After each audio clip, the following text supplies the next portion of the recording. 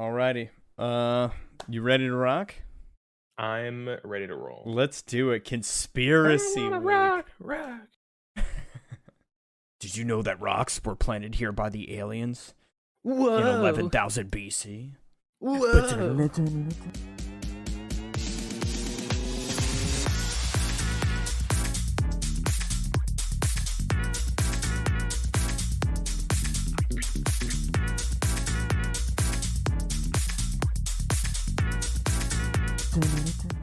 $11,000. No rocks to be found prior to 11,000 BC. Dude, it was Waterworld before the aliens dropped off all their excess rocks, which are actually listening devices. Where can we throw all these rocks? Oh, and this giant water planet. Get them out of here. Tectonic plates? Nah. They're your problem now. And then they come and check up on the rocks every 100 years to make sure they're still here. Oh, they've arranged them into pyramids. Cool. Cool. Nice. We're gonna get into that. We are gonna get into that. Friends, sorry about the delay. Welcome to Super Sodium Brothers episode 4. Episode 4. Quattro. The Phantom Menace. So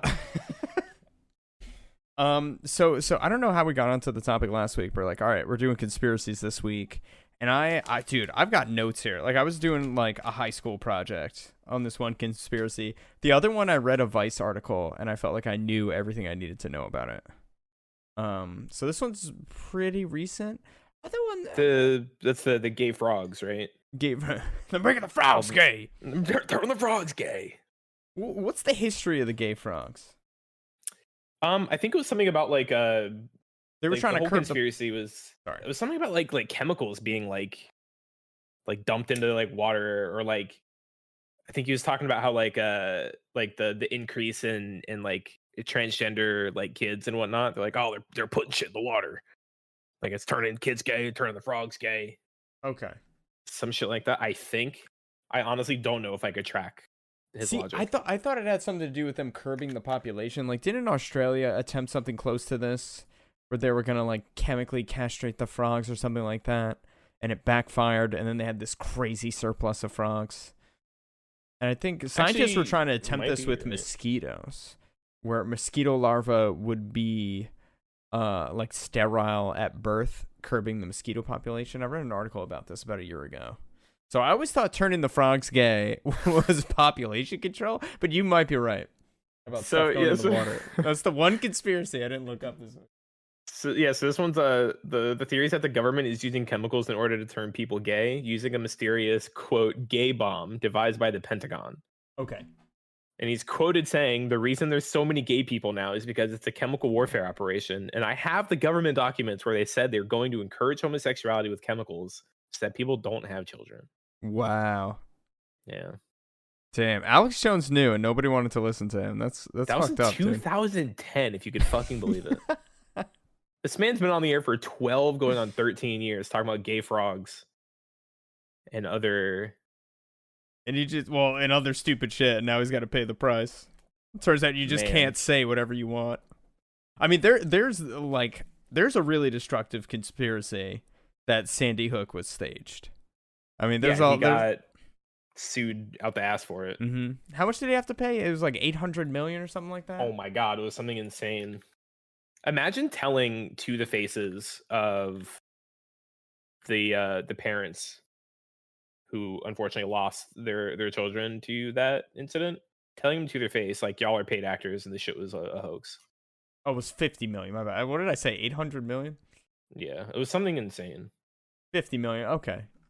Oh no, that was post appeal, I think. Yeah, $965 million in damages. That's what I thought. Yeah, I thought it was some ludicrous number. And then I think he appealed it down to in August. Oh no, this was a separate case. In August, a jury in a different case in Texas said that he had to pay nearly $50 million to the parents of one specific kid that I guess might have been just a separate target instead of just the blanketed oh whatever, you know. You know what? I think I heard somewhere that Alex Jones was making upwards of $800,000 a day in ad revenue on his show. So yeah, he makes a fuck ton of money. Yeah, I don't feel bad for him. Not at all. No, fuck, God, hell the fuck no. Yeah, absolutely not. I would. You would have a hard time finding some scenario where I would feel bad for Alex Jones. Dude, if you feel bad for Alex Jones, you're shopping on QAnon VC. You have a lifetime membership to fucking what's Joe Rogan's website where he sells his fucking on it. Yeah, on it. There you go. Yeah, you're buying all your fucking nootropics and butter coffee from Joe Rogan. Dude, Joe Rogan got me good. Back in 2017, I ordered some Alpha Brain, and there were one or two days where I was like, I have a lot of energy. I'm like, is it working? I don't know. I don't know if I want to buy another bottle for $30, but I don't know. You got me, Joe. What's that meme where it's like I took like some drug. I've taken a controversial new pill that accelerates my brain. He goes, oh, so you're smart now? It goes, I'm stupid faster. I'm doing 1,000 calculations per second, and they're all wrong. Just move really fast. Dude, Alex Jones was trying to hawk some shit like this. He was like, oh, it's got some minerals in it found in meteorites and also found in blueberries. Like, all right, hold on, dude. Is this stuff extraterrestrial or is it coming from blueberries? Like, it's almost like meteorites are almost always nothing but iron. And it's almost like there's a lot of that on our planet too. It's crazy. Iron's good in your blood. Iron and antioxidants, they come from space and they make you feel good. Dude, I saw, so I'm on the conspiracy and conspiracy theory subreddit, which was so much, as I mentioned earlier, so much COVID. Just information. I don't know if it's probably misinformation. A lot of Bill Gates stuff. That 5G COVID. Yeah, right. And one of the articles, this was published today in the Washington Post, I think. And the headline was exercise, clinical trials have proven that exercise combats COVID. And everyone in the comments is like, hold up.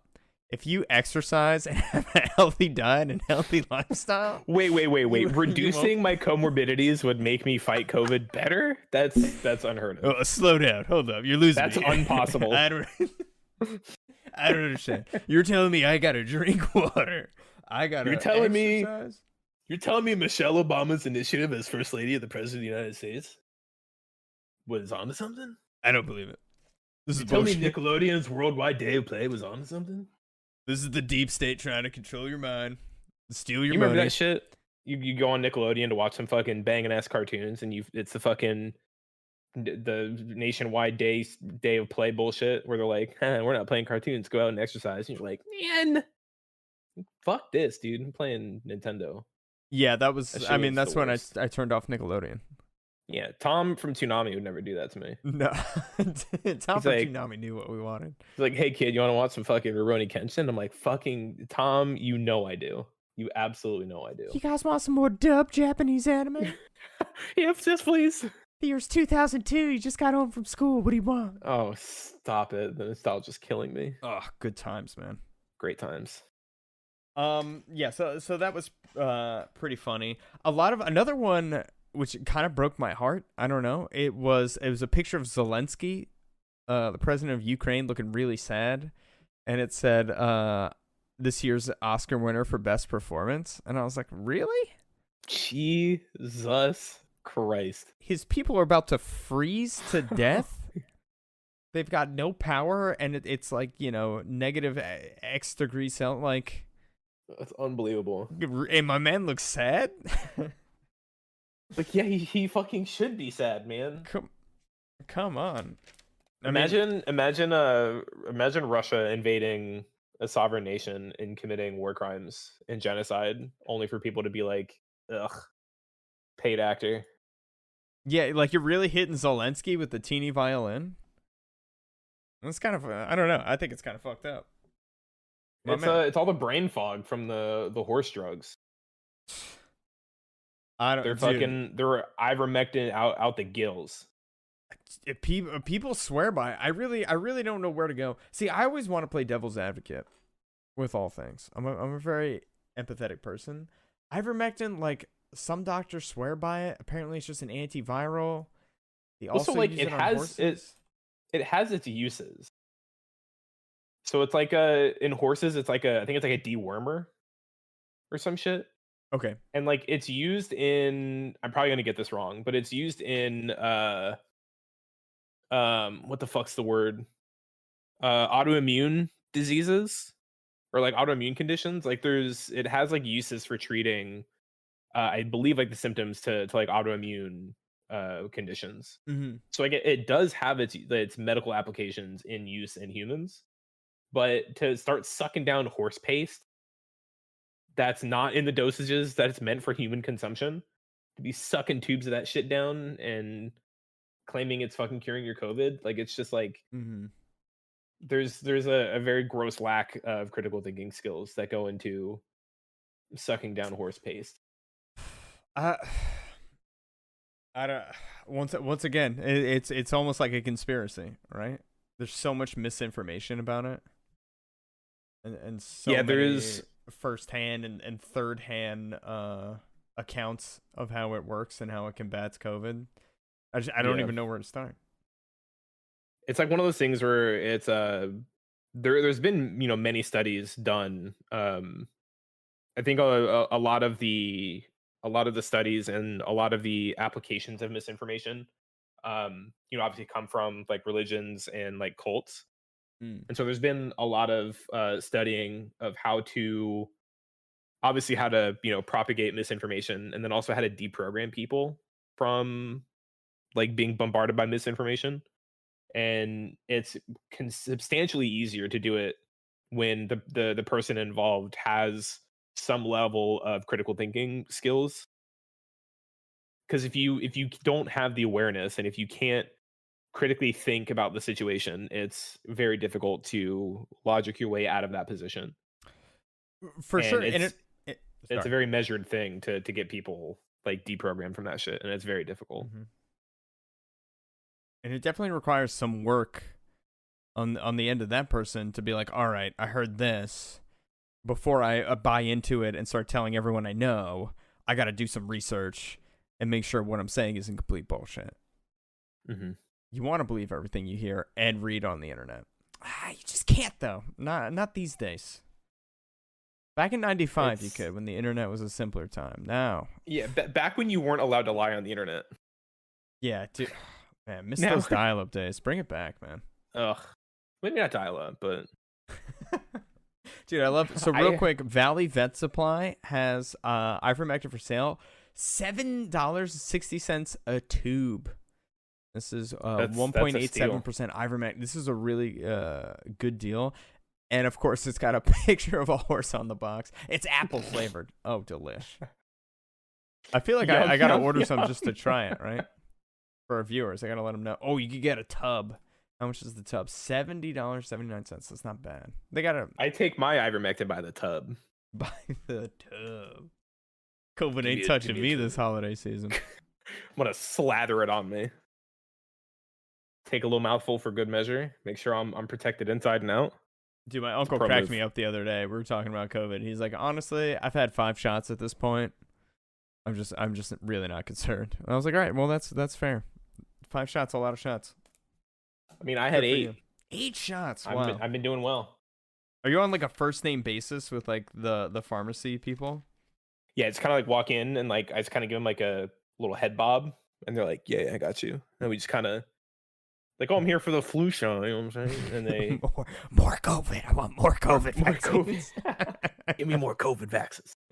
They throw it at your arm like a dartboard. It's like a little game you guys play. The GOP hates me. Yeah. I'm so fucking vaxxed. Oh my god. Oh. Dude, wasn't it Cardi B was saying, she's like, yo, my friend's cousin had enlarged testicles from getting the vaccine. And they're like, all right, well, that's a conspiracy. That's misinformation. Bro, you couldn't waterboard that information out of me, and she just gave that shit up for free. There ain't no government black site that would make me offer up that information. Dude, Rob's walking around with grapefruits. You wouldn't even know. You would. He's got his winter parka like on. Stan from South Park, and I would never tell you. Got the wheelbarrow. The wheelbarrow and everything. Rob, maybe you should stop getting those shots. You're like, nah, we're good. Look. The trade-off is large testicles or a ventilator. I'm not on the record gonna say which one I opted in for. I'll let you decide. I'll let you hold the wheelbarrow. I'll let you hold the wheelbarrow. If you see me limping, just that's all you got to know. They see me limping. Oh, Jesus. They hate it. But yeah, COVID. Go get vaccinated, people. It's probably fine. Like more than likely, Also, it's probably get fine. your flu shot. I've never gotten a flu shot.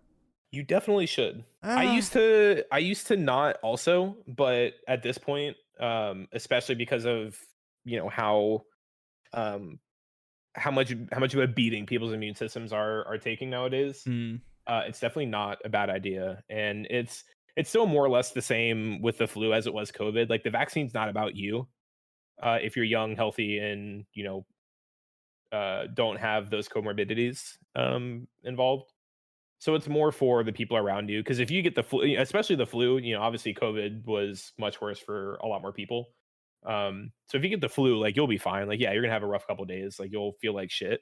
But like the chances of you dying of the flu are astronomically low, even lower than COVID. But the flu can whoop people's asses. Especially the more advanced in age. So it's probably free wherever you're going. So you might as well get you a little. Dude, that's my thing with the flu vaccine. poke. It's free. It's free. You can make an appointment online. Like, Sleepy Joe said you're getting it for free. Dude, there was a time I fucked up because I got the vaccine when it was available, like at first chance I got. And then New York was offering like people $100 to get fully vaccinated. It's like, bro, I'm about to tear up this car, get double vaxxed. Hey, man. It's not a bad idea. I had my family convinced that I had Moderna, Pfizer, and Johnson & Johnson. And my uncle was just like, he was like looking around the room. He was like, is he? My mom's like, he's kidding. He's not serious. It's like a car wash of like dudes with dart guns. You just like walk through and they're like just blowing up your arms as you're walking by. And you come out the other end fucking invincible. And cut to me just licking all the subway poles and like I'm touching the door at Dwayne Reed and like look what I can do. Touching a hot dog. Oh god, drinking the hot dog water out of the hot dog carts outside. COVID cesspool right there. That New York City hot dog water. Ooh, you just made me feel weird. Invincible. Invincible. Dude, I've seen videos of like people on the subway. Like they'll just like straight up like lick their hands and then just kind of like just double fist gawk like jerk off like the handrails. And it's like, what are you doing? Yeah, that place is awful. I mean, I don't have to tell you. I mean, that place is awful. Dude, I sat across from a kid on the subway yesterday who was eating the wettest sandwich I've ever seen. There was mayo, like it looked like the juice. Was it your boy wet sandwich? It was my boy Dylan, aka the wet sandwich. Bro, picture this. My boy, first of all, man spreading to the maximum. He's got Crocs and socks and sweats. Oh, fuck him. I hate him already. He might have been like 17 years old. That sandwich could have been bone dry, and I still hate him. Dude, you know when you get like a juicy tomato or like wet lettuce, and then it mixes with the mayo and becomes like this fucking like just thin mayo? I fucking hate it. It was all over his face. All over his face. No. And he's just going to town on this sandwich on the subway as I'm wearing 2 masks. And I was just sounds like a cat cleaning himself. Yeah, I was like, bro, like this is the worst place to enjoy food. The first thing I think about when I'm riding the New York City subway is, God, I wish I had a wet sub right now. I'm hungry. Give me the wettest hoagie you got. I'm about to catch the 5. Seeing all these rats, about to catch the 5. Give me the wettest sandwich you got. I'm running late. Oh my god. All the brown dust on every inch of this place is making me hungry. Oh god. I just didn't understand. Also, everyone and their mother was like coughing and sniffling yesterday, and I literally went into my backpack and got a second mask out and just put it over my face, and I was like, fuck, like I'm not getting sick on my way home. Imagine. I have gone. And see, all the more reason for you to be getting your flu vaccine. Dude, your flu shot. I went full Ultra Instinct last week and somehow dodged COVID. Like my grandma spent 2 weeks in the So hospital. are you like did you PCR? I got a PCR test on Monday to work, and I tested negative, and I had taken 3 rapid tests over the weekend because I was heavily exposed. My grandmother was suffering from a cold. My grandmother's 80. God bless her. God bless her. And this is her first time getting COVID. And she was like sick over the weekend, and I saw her on Tuesday, and we spent time together, no mask. And after like she was like, yeah, I've had the sore throat, like I got the sniffles. And I was like, you know what, you got some tests, like you should take a test. And dude, it was positive within 30 seconds. Like that's what the ended up second happening. the liquid hit the strip, it was positive. Yep, COVID. And then she had a bunch of them. She gets them from work. She works as a substitute teacher. And I was like, there's 2 in a pack. I was like, do 2 more. Let's just make sure. Positive. I was like, oh fuck. Yeah, that's what happened when I came back from Denver. I tested the day before I flew out, was negative. I tested again the day I flew out, was negative. And then I tested I think like the night I got back. Like I tested like early in the day before we left for the airport, and then I tested when I got home. It was still negative. And then the following day, I tested with my last rapid, and yeah, it was positive immediately. Because they're like, oh, like wait like 15 or 20 minutes. I'm like, I can already see, like I put this in a minute ago, and I can already see the line. Yeah, like I'm fucking. I feel like shit. Away. Like I don't like, really need this little strip to tell me. Yeah, what's the little line's gonna disappear on me? Like, come on, I'm positive, bro. I'm positive. I'm positive, dude. How I about Lady J? Did she come out unscathed too? Lady Jumps is straight up sick, but she also tested negative. Okay. So Did like, she also PCR'd, right? No, rapid. Or no? Rapid. Okay. But now the CDC is like, oh, just take 5 days. It used to be like you're not allowed to work for 1 month, and no one should even look at you. Like if you see that person, like don't touch her eyes. Yeah, it's like Bird Box. I got COVID. Bird. Yeah. Ring the bell if you have to cough. Ding-a-ling, ding-a-ling. It's the stupidest fucking movie. I fucking hate that movie. I couldn't even finish it. It was so stupid. Really? I kind of liked it. Oh my god, please. There's like man-eating demons. I'm sorry, they can't break through a glass window? Close the door. All right, we're safe inside. This makes no fucking sense. Well, I'm sorry, like the dude. thing is, like they don't explicitly say like what they are. It's just like you seeing them kind of like fucks you up, and then you like, All the more reason you would think they could come down the chimney. They could, I don't know, open the Santa Claus door open. I don't know, bust down a glass window. We don't even know if they're like corporeal. They could just be fucking, just. I don't know. What are they, I gotta invite them inside? Like the second they're like, oh, we're inside, we're safe. Like, what is this, floors lava rolls? Yeah. Put the covers over your head, the monsters can't get you? It was so silly, dude. I could not take it serious. Any show or movie like that, like C with Jason Momoa, anything that's like super gimmicky like that, I just gotta clock I still haven't given that a chance. I don't have much of a desire to, but yeah, I'm all set. It's just so gimmicky. Speaking of gimmicky movies that we can pass on, Smile, not very good. I'm sorry to hear that. The trailer was really good. Yeah, it had a lot of hype behind it. Their marketing was 10 out of 10. Spectacular. It looked fucking scary. Yeah, it's just, I don't know. I'm very critical of horror movies, like in general. I was not impressed. They relied heavily on jump scares. Yeah. It kind of, it's shallow.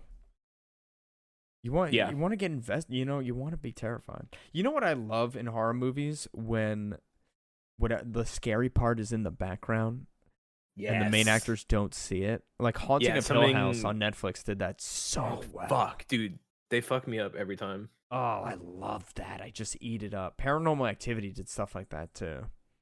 Like that scares me because it's what you don't see. That's when your fears are real. When you're like in the basement, shut off the light, you fucking sprint up the stairs. You bolt up those stairs. Yeah. In this instance, there's something down there. I fucking There love that. definitely is something down there. It's only there after the lights are turned off. Yeah. It It hates just simply electricity. does not. Yeah, it's absolutely not. So real quick, a little we'll try and transition here. Electricity. Speaking of electricity, I'm going to say something really stupid, all right? And Is it 5G I need you to related? promise God, me I you'll hope still so. be my I'm just Rob, I need you to promise me we're still going to be friends after I say this. I'm gonna do my best. All right. Up until today, when I was researching Nikola Tesla, I thought. Don't tell me you didn't think Hang he was on. real.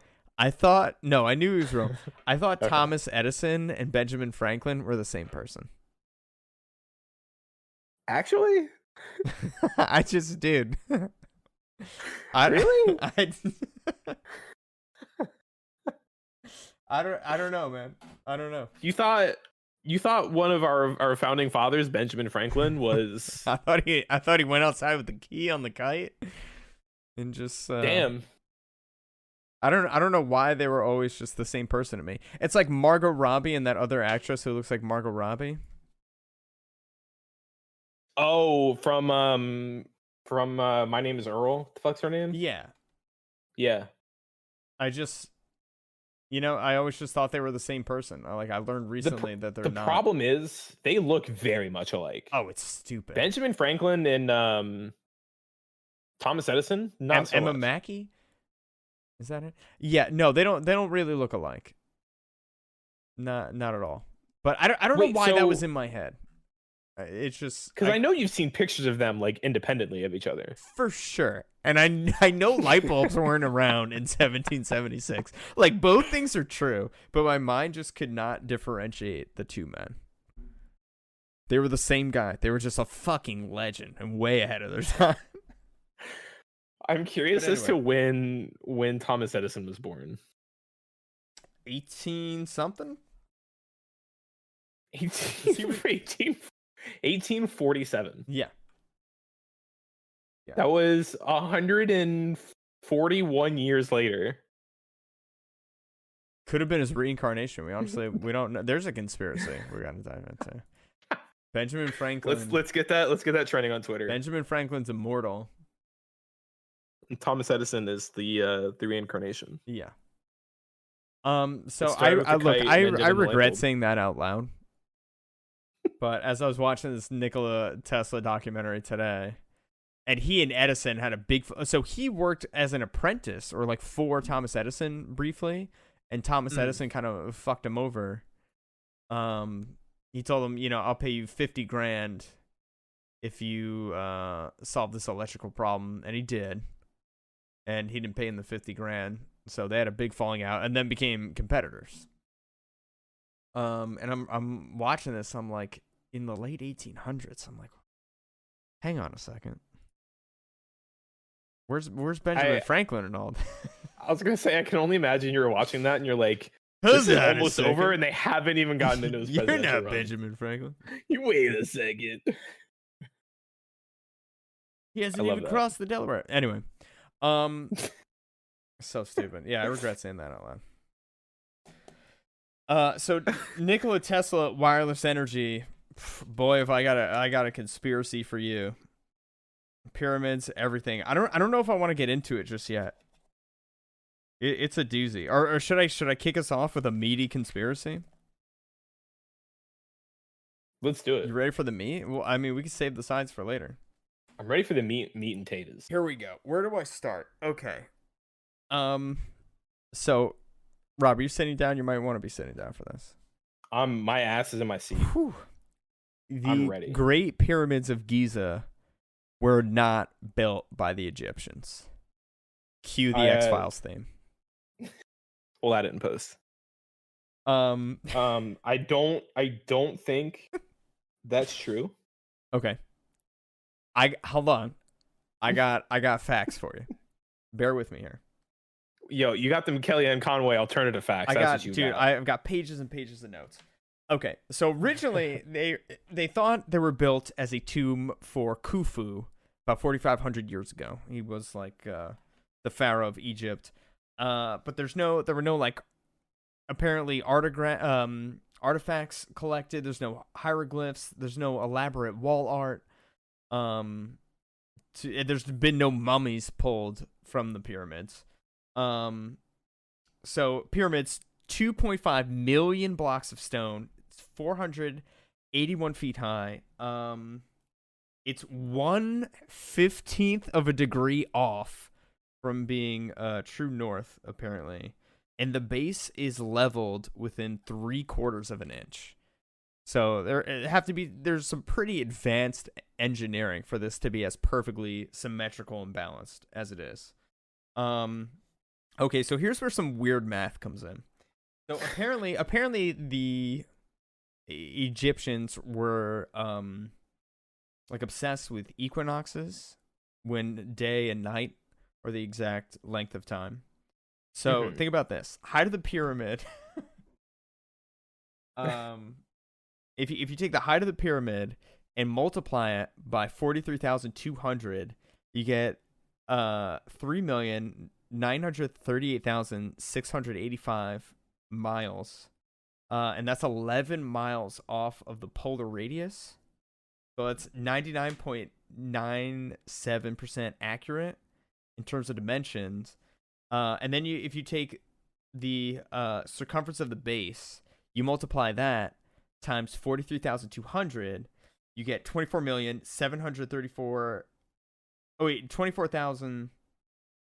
I don't know. You get a big number, which equals the Earth's circumference at the equator within 99.3% accuracy. The reason you multiply it by 43,200 is that's the number of seconds in like an equinox. I don't know. Apparently that was something. They were like, "Whoa, there's some advanced technology here. Like, how could they have done this?" Because they had Egyptian sculptors working on it, but also a lot of it, I mean, was theorized to be constructed with slave labor. So you don't think you're getting advanced engineering with that type of labor. I don't know. So think about this. Hold up. So let's break down the components, the materials of the Great Pyramids. The majority of it is numalite limestone. There's nothing really significant about that. It's just local to the area, and it cannot be carbon dated. But it was believed to be coated. It was like sealed in a white limestone that was from Tura, which was 500 miles southeast of the pyramids. And the limestone was fitted so neatly and so perfectly that apparently you couldn't see any of the seams.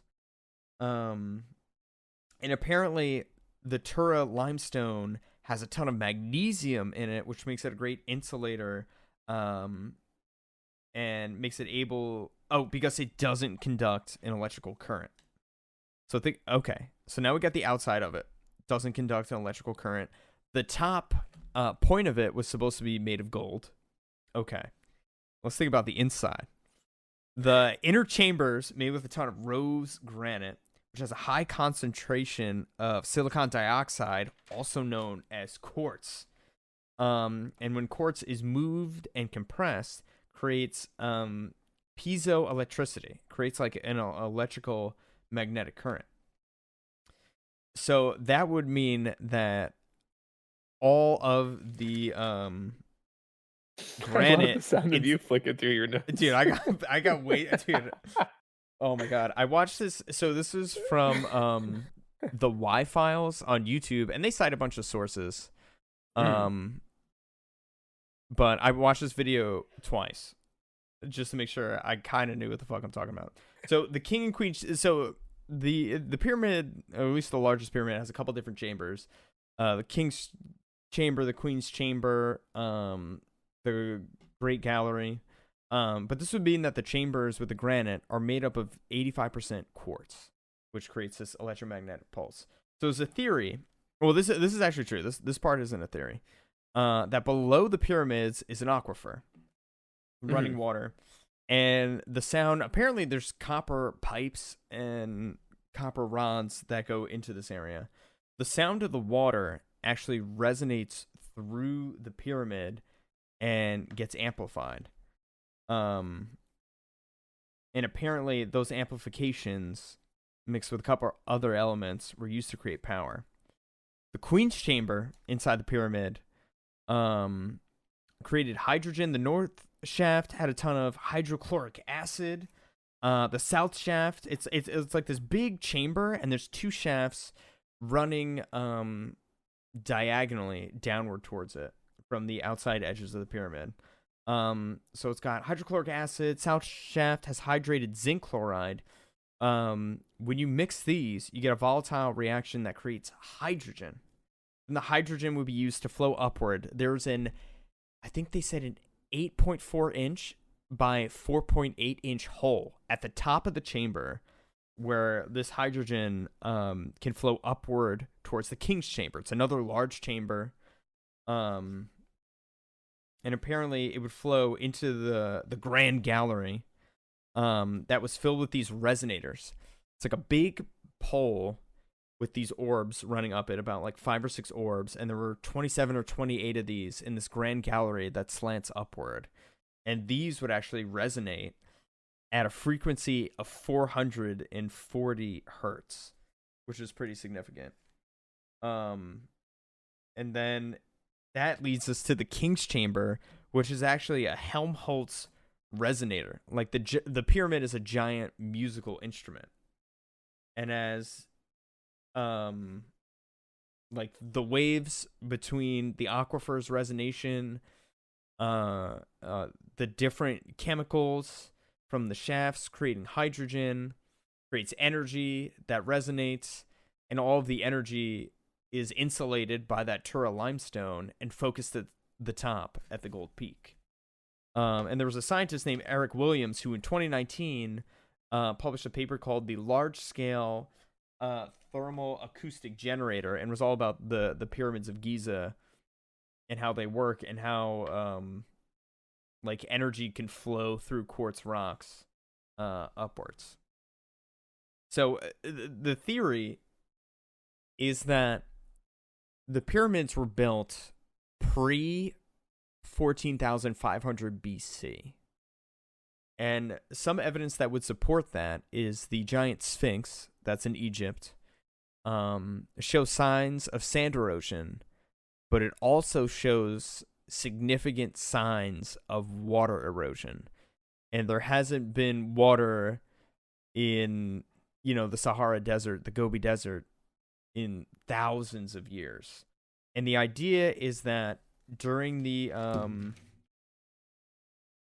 where was it? Not the Dryas age.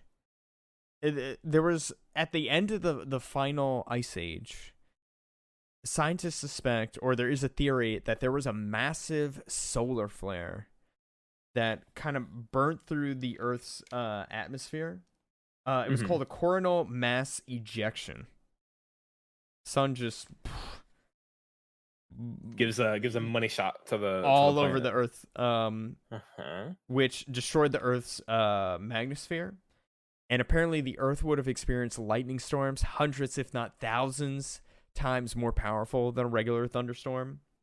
And some evidence of this is rocks have been found with like melted glass in them, which is called vitrification, like lightning striking all these rocks that have been buried away for thousands of years. And the idea was that the melting of the ice caps and like the entire planet's ice age didn't happen over centuries or decades like scientists thought, but it happened over the course of just a few days. And this created massive tidal waves that would have wiped out the original constructors of the pyramids of the Sphinxes, and would have just completely decimated their society. And eventually that entire area just became desert. It was once again like it hit the reset button on the planet. There's widespread tidal waves, mass extinction of the population. There was also insane amounts of radiation from the solar flare. The thing with that, though, is if there was a massive advanced civilization prior to the Egyptians, we would have had the amount of excavation that's been done in Egypt is pretty insane, and I feel like we would have very hard evidence archaeologically of that. Like coronal mass ejections don't just delete civilizations from existence, you know? Yeah, they kind of touch on this too, saying that like these tidal floods would have swept away a lot of artifacts, uh, the homes. It's possible. I guess the theory is that the Egyptians settled, where the pyramids were and kind of built on top of that, or just like assimilated into that landscape or whatever structures were left. So they were saying that there's probably some other mysterious artifacts that are scattered around from the storms that just haven't been found yet. But there's a lot of questions. And honestly, I think the water erosion on the Sphinx was pretty could support the theory. Also, the Orion constellation theory, the Great Pyramid complex, the three of them, it's a perfect match to the Orion constellation where those stars were 13,500 years ago. And the Sphinx is facing due east towards the Leo constellation.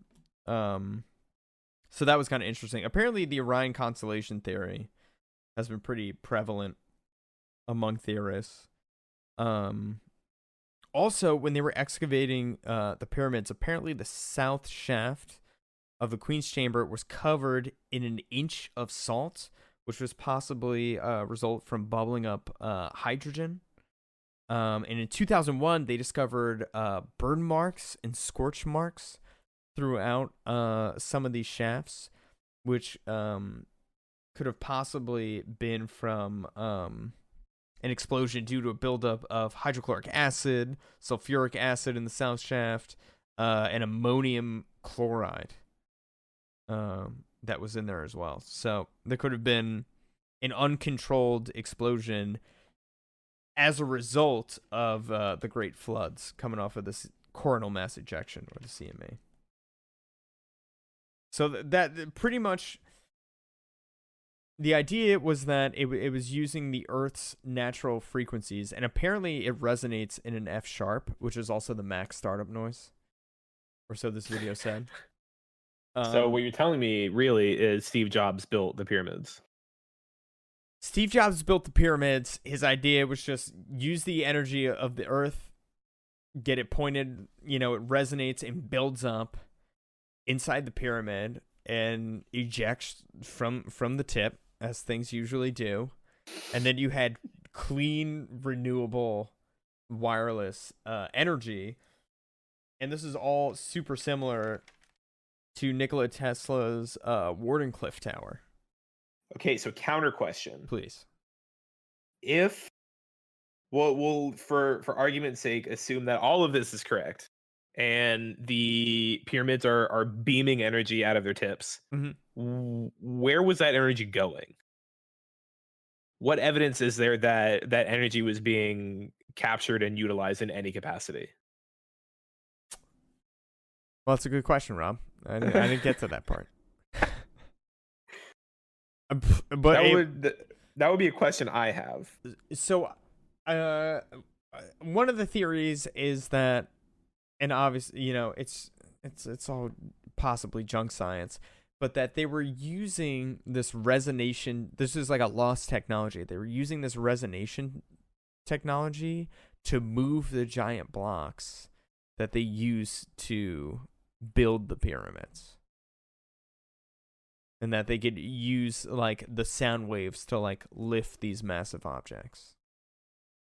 So the competing theory is they just put the blocks on like big rollers and rolled them up. Yeah.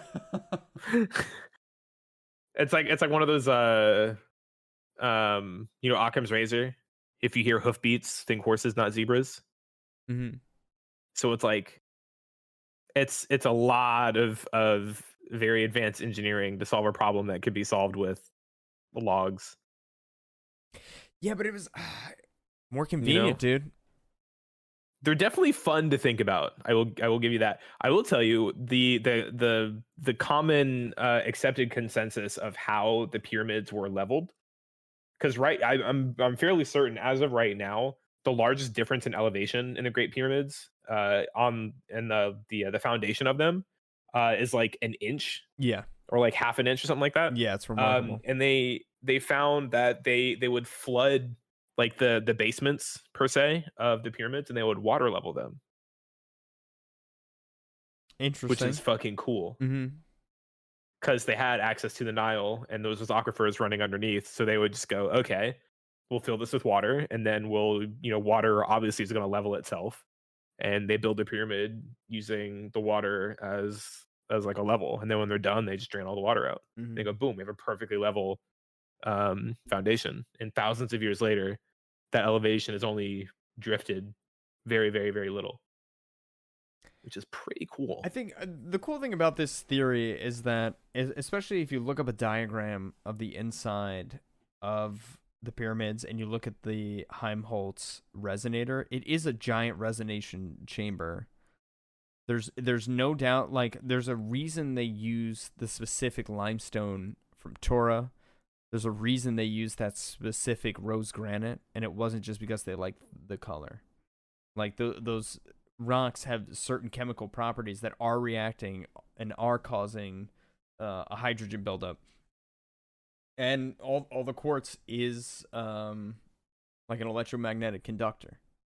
So there's got to be a purpose for it. And it seems to be, at least with this theory, that it was pushing energy upward and focusing it to the tip and using the aquifer's vibrations as a natural resonator.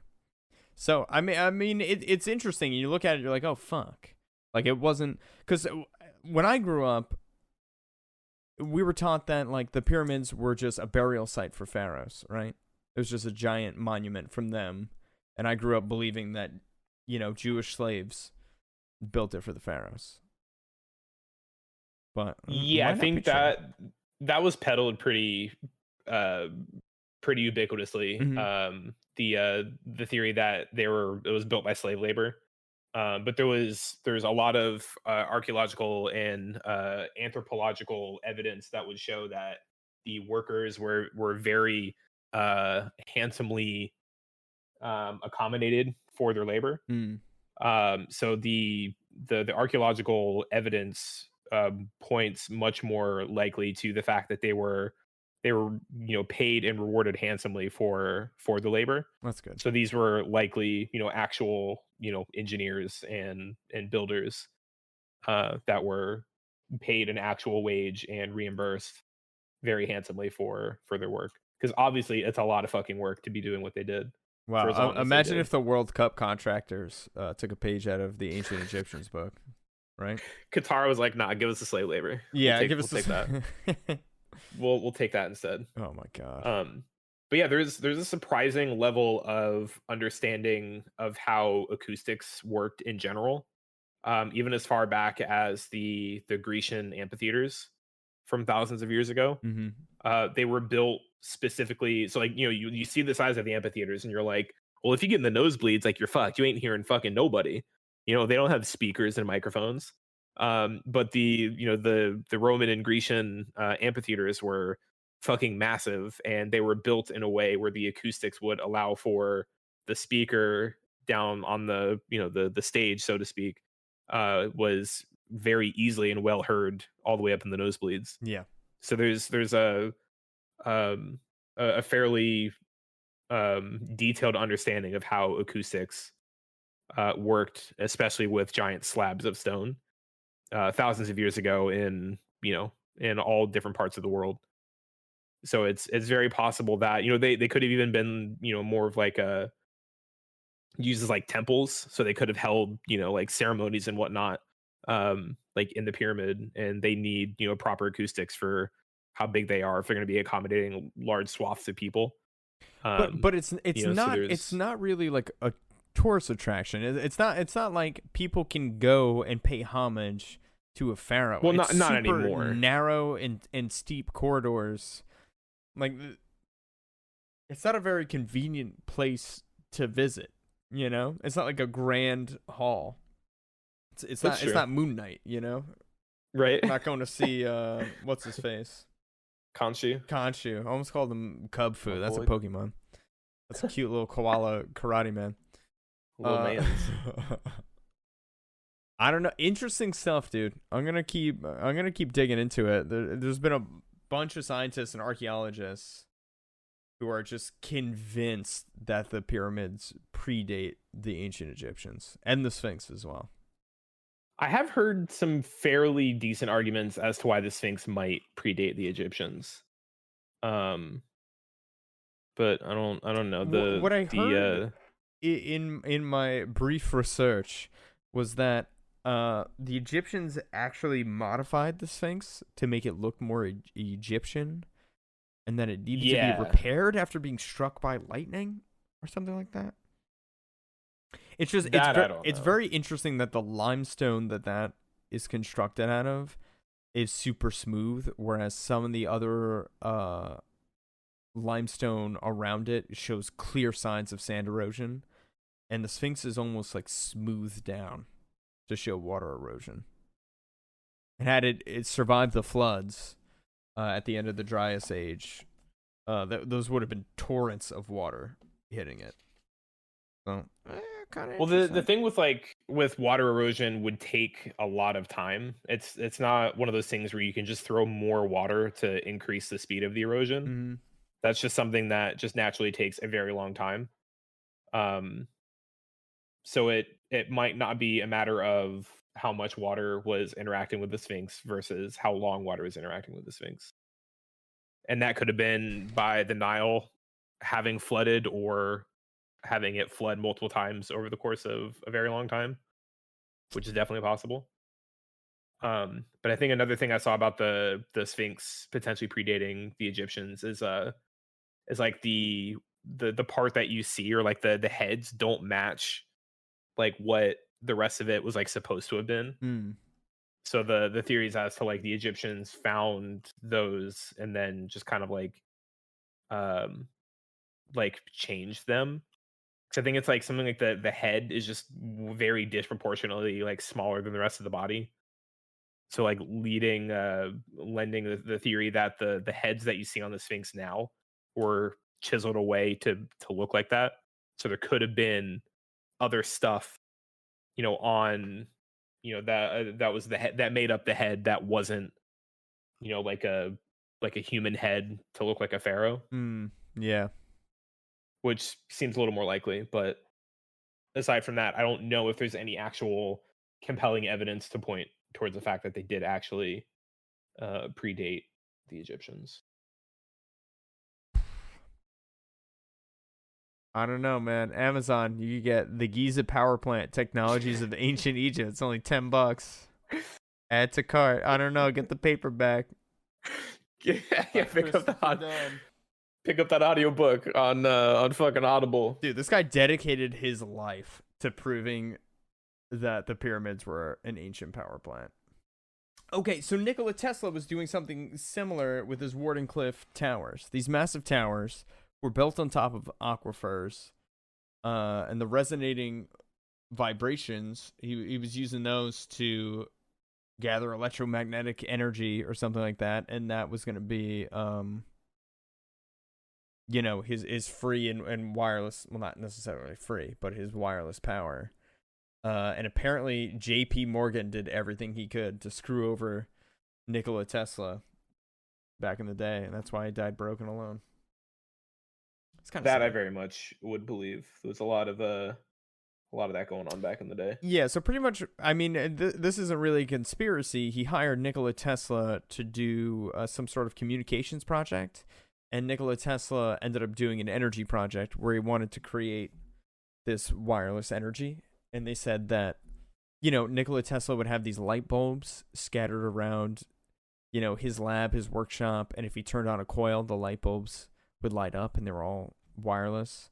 Right. But JP Morgan owned the coal plants, he owned the copper mines, he owned the rubber plants where they would make the rubber to insulate the wires, he owned AT&T, he owns all the communication companies, the power companies. Like, he would suffer if Nikola Tesla, created wireless power. So he pulled funding for the project and then told other wealthy investors, don't invest in this project.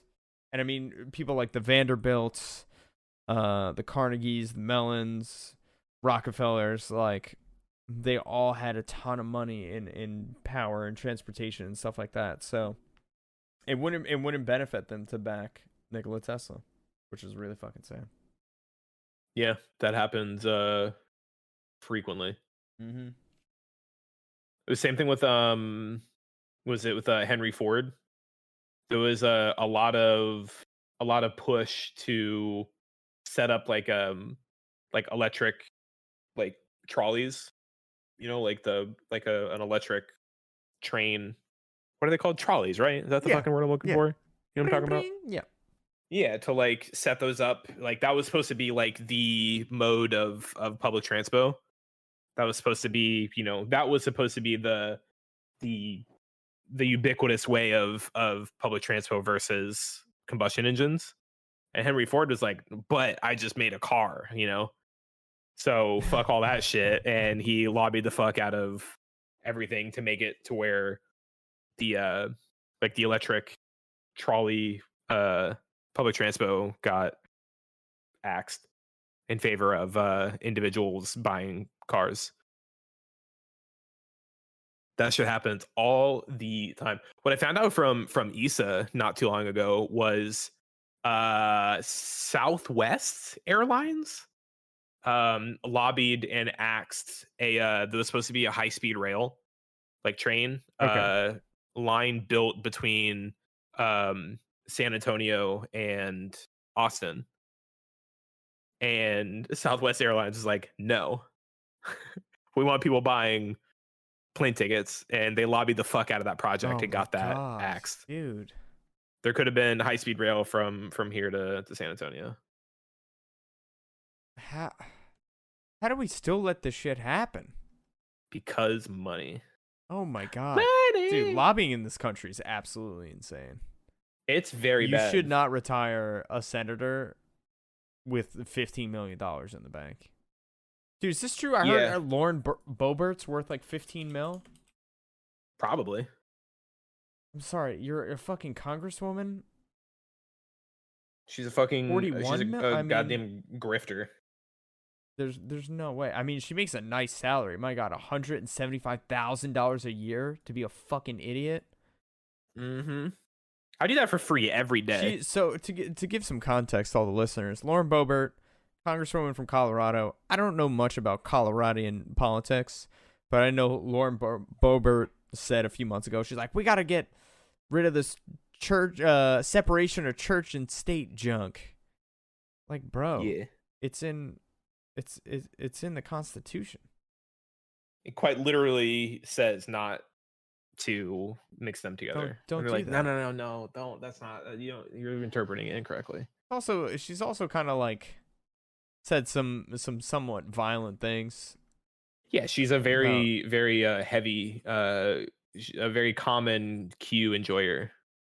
Oh yeah, she loves some conspiracies. She loves some AR-15s. Mm-hmm. I'm shocked Colorado voted for her again. Is there not one better candidate? Like, holy god, guys. There definitely is. There's got to be someone better. Yeah, she's worth $41 million. Holy goodness. But she will die on the hill to let you know that the rich are trying to she's one of you. It's like, no, you make a lot of money. She's getting lobbied. My god. She is the lobby.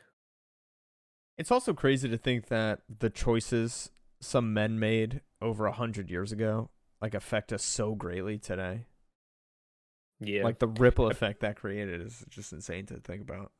Apparently they were I don't know if it's true or if it's just like assumption or conjecture, but people are saying that like the founding fathers wrote the Constitution with the intention of it needing to be rewritten every like X amount of years to like, because like they obviously anticipated technology and societal norms and so on changing, and thus the Constitution needed to adapt with it. Mm-hmm. But all of that I don't know. But apparently that's what people is saying. That's the word on the street. Instead, we're just reinterpreting it every so often. We're just like adding to it and being like, we'll let Ronald Reagan decide that yeah. people can just lobby, and George Bush is like, yeah, corporations are people, and therefore they can contribute any amount of money they want to any politician. It's like, great. We're in a great spot. Yeah. But that's not a conspiracy. That's just the sad truth. That's just straight up. That's fact. Unfortunately, that's it. That's true. Corruption is mainstreamed and it's legal. I'd make it illegal. Another cool thing is the pyramids. So Cleopatra existed closer to the moon landing than she did to the construction of the Great Pyramids. Yeah, that's kind of wild. Ain't that fucking crazy? Mm-hmm.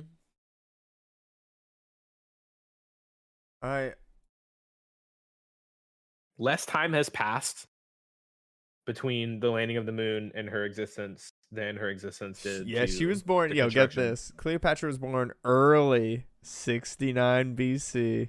Hey. And the pyramid, I mean, ancient Egyptians, all this was happening about 4,500 BC, 3,500 BC in that era. Something like that, yeah. That's pretty insane. It's like, what is it? The T-Rex exists closer to us in time than it did to the Stegosaurus. Oh, yeah, that's wild, too. That just goes to show you how long dinosaurs existed on this planet. Yeah, Jurassic Park fucked us all up. Got us all. They gave us fucking bare naked lizards. Not to be confused with the music band Bare Naked Ladies. Right. We're talking bare naked lizards. Dude, what if we started a cover band called Bare Naked Lizards? And we covered bare naked lady songs, but changed the context. Those inflatable T-Rex costumes. This is a really good idea, dude. It's another $1 million idea we got to edit out and post. Dude, this podcast is really just the gift that keeps on giving, honestly. It's like a think tank. It's not even a podcast, it's a think tank. Yeah. Everyone else just along for the ride. Yeah, I'm sorry. As I was looking through conspiracies, I saw something that said about 40%. I can't cite my sources on this, so fuck you. Oh, actually, I can. It was the sources. Just trust me, bro. Conspiracy Crazy Theory 2 on TikTok, so that's a reliable source. Absolutely. About 40% of Americans believe humans and dinosaurs exist at the same time. To be honest with you, I don't not believe that. Oh my god! Like if I were to find out that were actually true, I'd be like, yeah, that's about right. Like I very much believe that. Well, because granted, there's like, back in the day growing up, there was like books of like, I think whether they're like Neanderthals or like whatever existing with, like dinosaurs, but the depiction looked very human and not very apish. Neanderthal like. Yeah, and so it's like, oh yeah, people, T-Rex, yeah, that makes sense, right? Yeah, riding on the back of a Brachiosaurus. Yeah, it's like, oh wait, that was 70 million years ago. My bad. Yeah, not even close. Not quite. Had we crawled out of the water at that point? Were we still fish? I feel like because Neanderthals existed back then. Like they weren't like Homo sapiens, like they weren't like early humans. They were, like very distant relatives. Monkey Man. It was Planet of the Apes, pretty much. Exactly. Yeah. What's his name had it right, or it might not have been Neanderthals. It might have been like their predecessor, potentially. Neanderthal. What a fun thing. What a great insult to you, Neanderthal. You're like, oh fuck, man. Yeah, my favorite one is the telling someone they have a Cro-Magnon forehead. It's those like the like the very pronounced like caveman eyebrows and like the low sitting brow line, the big forehead, and like the pronounced. It's like, oh, you fucking caveman. Hit him with that Cro-Magnon. Call him a fucking caveman Dude, intellectually. one part of the theory of this giant flood at the end of the Dryas Age is that the cavemen survived because they were able to seek shelter during all these massive floods. It's one of the reasons we're here today. Yeah, maybe. I don't know. There have been many mass extinction events. We're actually living through one right now, if you believe it. With global warming? And overfishing and, yeah, the whole nine. Yeah, that's pretty sad. I was actually, so my uncle and my cousin love to fish. And he was saying that back in the day, they used to go down, they lived in New Jersey, and they would like find like a local river, or they would end up, where were they? I forget. It wasn't the Hudson. But they were like, yeah, we'd go down to this river and we would throw a pole in the water, and all day we would just pull out fish. Like, it was an embarrassment of riches. And he's like, today you'll be out there for hours and you won't catch anything. And he was saying that they dredged the seafloor in the last few decades so that larger container ships can fit. They pretty much like plowed the seafloor so that larger ships can get into New York and New Jersey, and it's just absolutely destroyed the ecosystem. Yeah. Not that, you're not going to eat any fish in Jersey. My cousin catches like striped bass, and he catches a bunch of weird shit in New Jersey. He's like, no, we don't eat those fish. I don't know if I would. It's like eating oysters out of the Hudson. Like, no, I'm all right. No, oh God, I see people kayaking in the Hudson. I'm like, why would you fucking get that water in your mouth? Yeah, one wrong splash and your fucking brain is soup. Oh my God, yeah, dude. You ever hear the stories about people go like swimming on a lake and they encounter like a brain-eating amoeba? Yeah, they kick up the dirt at the bottom and it's like, oh, cool, you're dead. Yeah, you just awoken some dormant bacteria that, just so happens your immune system wasn't ready to fight and you're dead. It happens, dude. Jumpy actually got me freaked out about that. The first time we went camping, we'd only been dating for like a month or two, and I invited her on the camping trip. She came along, and it was great.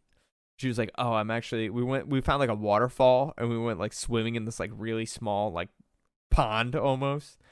She was like, yeah, I'm actually not crazy about stagnant water. And I was like, oh, what do you mean? She's like you don't understand. Like, you don't know what's You ever heard of these things? Growing in amoebas? There. Like, yeah. I did a little research. I was like, oh, shit. Brain-eating amoebas, they're out there. But if you have like a good immune system, you're probably fine. Probably not, though, is the problem. Well, like, I don't know. Don't be drinking this water. You get a little, you can get a little water in your mouth. You can just straight up get like unlucky and you're fucked. Dude, I don't know. Cats can have a little salami, and you can get a little lake water in your mouth. It'll be all right. It's good for you. I wouldn't advise it. Brain-eating amoebas and like fucking prion diseases are like the ones that I just really, really do not want to fuck with. Prion diseases? Yeah, so a prion is a misfolded protein, and it's kind of think of it as like cancer, but of like protein production in your body. And so it's when normal prion proteins, when they incorrectly like do their thing and get all like fucked up, the acclimation of the accumulation of those misfolded proteins is what causes these disorders. And like, I think one of the most fucked up ones, so like, for example, mad cow is a prion disease. And there's one that's called it's like some form of like fatal insomnia, where you can no longer go to sleep. Like, drugs will not put you to sleep. Jesus. Like, sedatives don't put you to sleep. You can't, like, your body will not fall asleep. And that's actually hereditary, which is kind of fucked.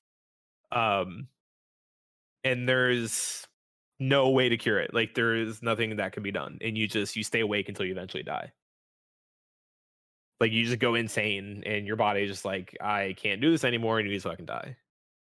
and there's nothing that can be done about it. And so it's horrendous and awful, and they're scary as fuck, and I hate them. Jesus. Imagine being Yeah, they're pretty tired to nightmarish. death. Literally, yeah. Oh my god. There's another one called Kuru, which was seen or observed in New Guinea. And so that one in particular, so that's like it's like mad cow, but if you ate human brain, so it's like mad human. um, so if you ate if you eat human brain that's like contaminated with those prions. If you eat human brain, medium rare. With those, yeah, prions. You gotta if you're not cooking your human brain all the way through, you're susceptible. But that's the one that makes you laugh uncontrollably. It's like the Joker disease, essentially. You just get like tremors, and like you just like you like just laugh for no reason, like you can't just control yourself. It's like your body's just kind of like disintegrating. Ugh. Yeah, God, so it's scare me. It's nightmarish.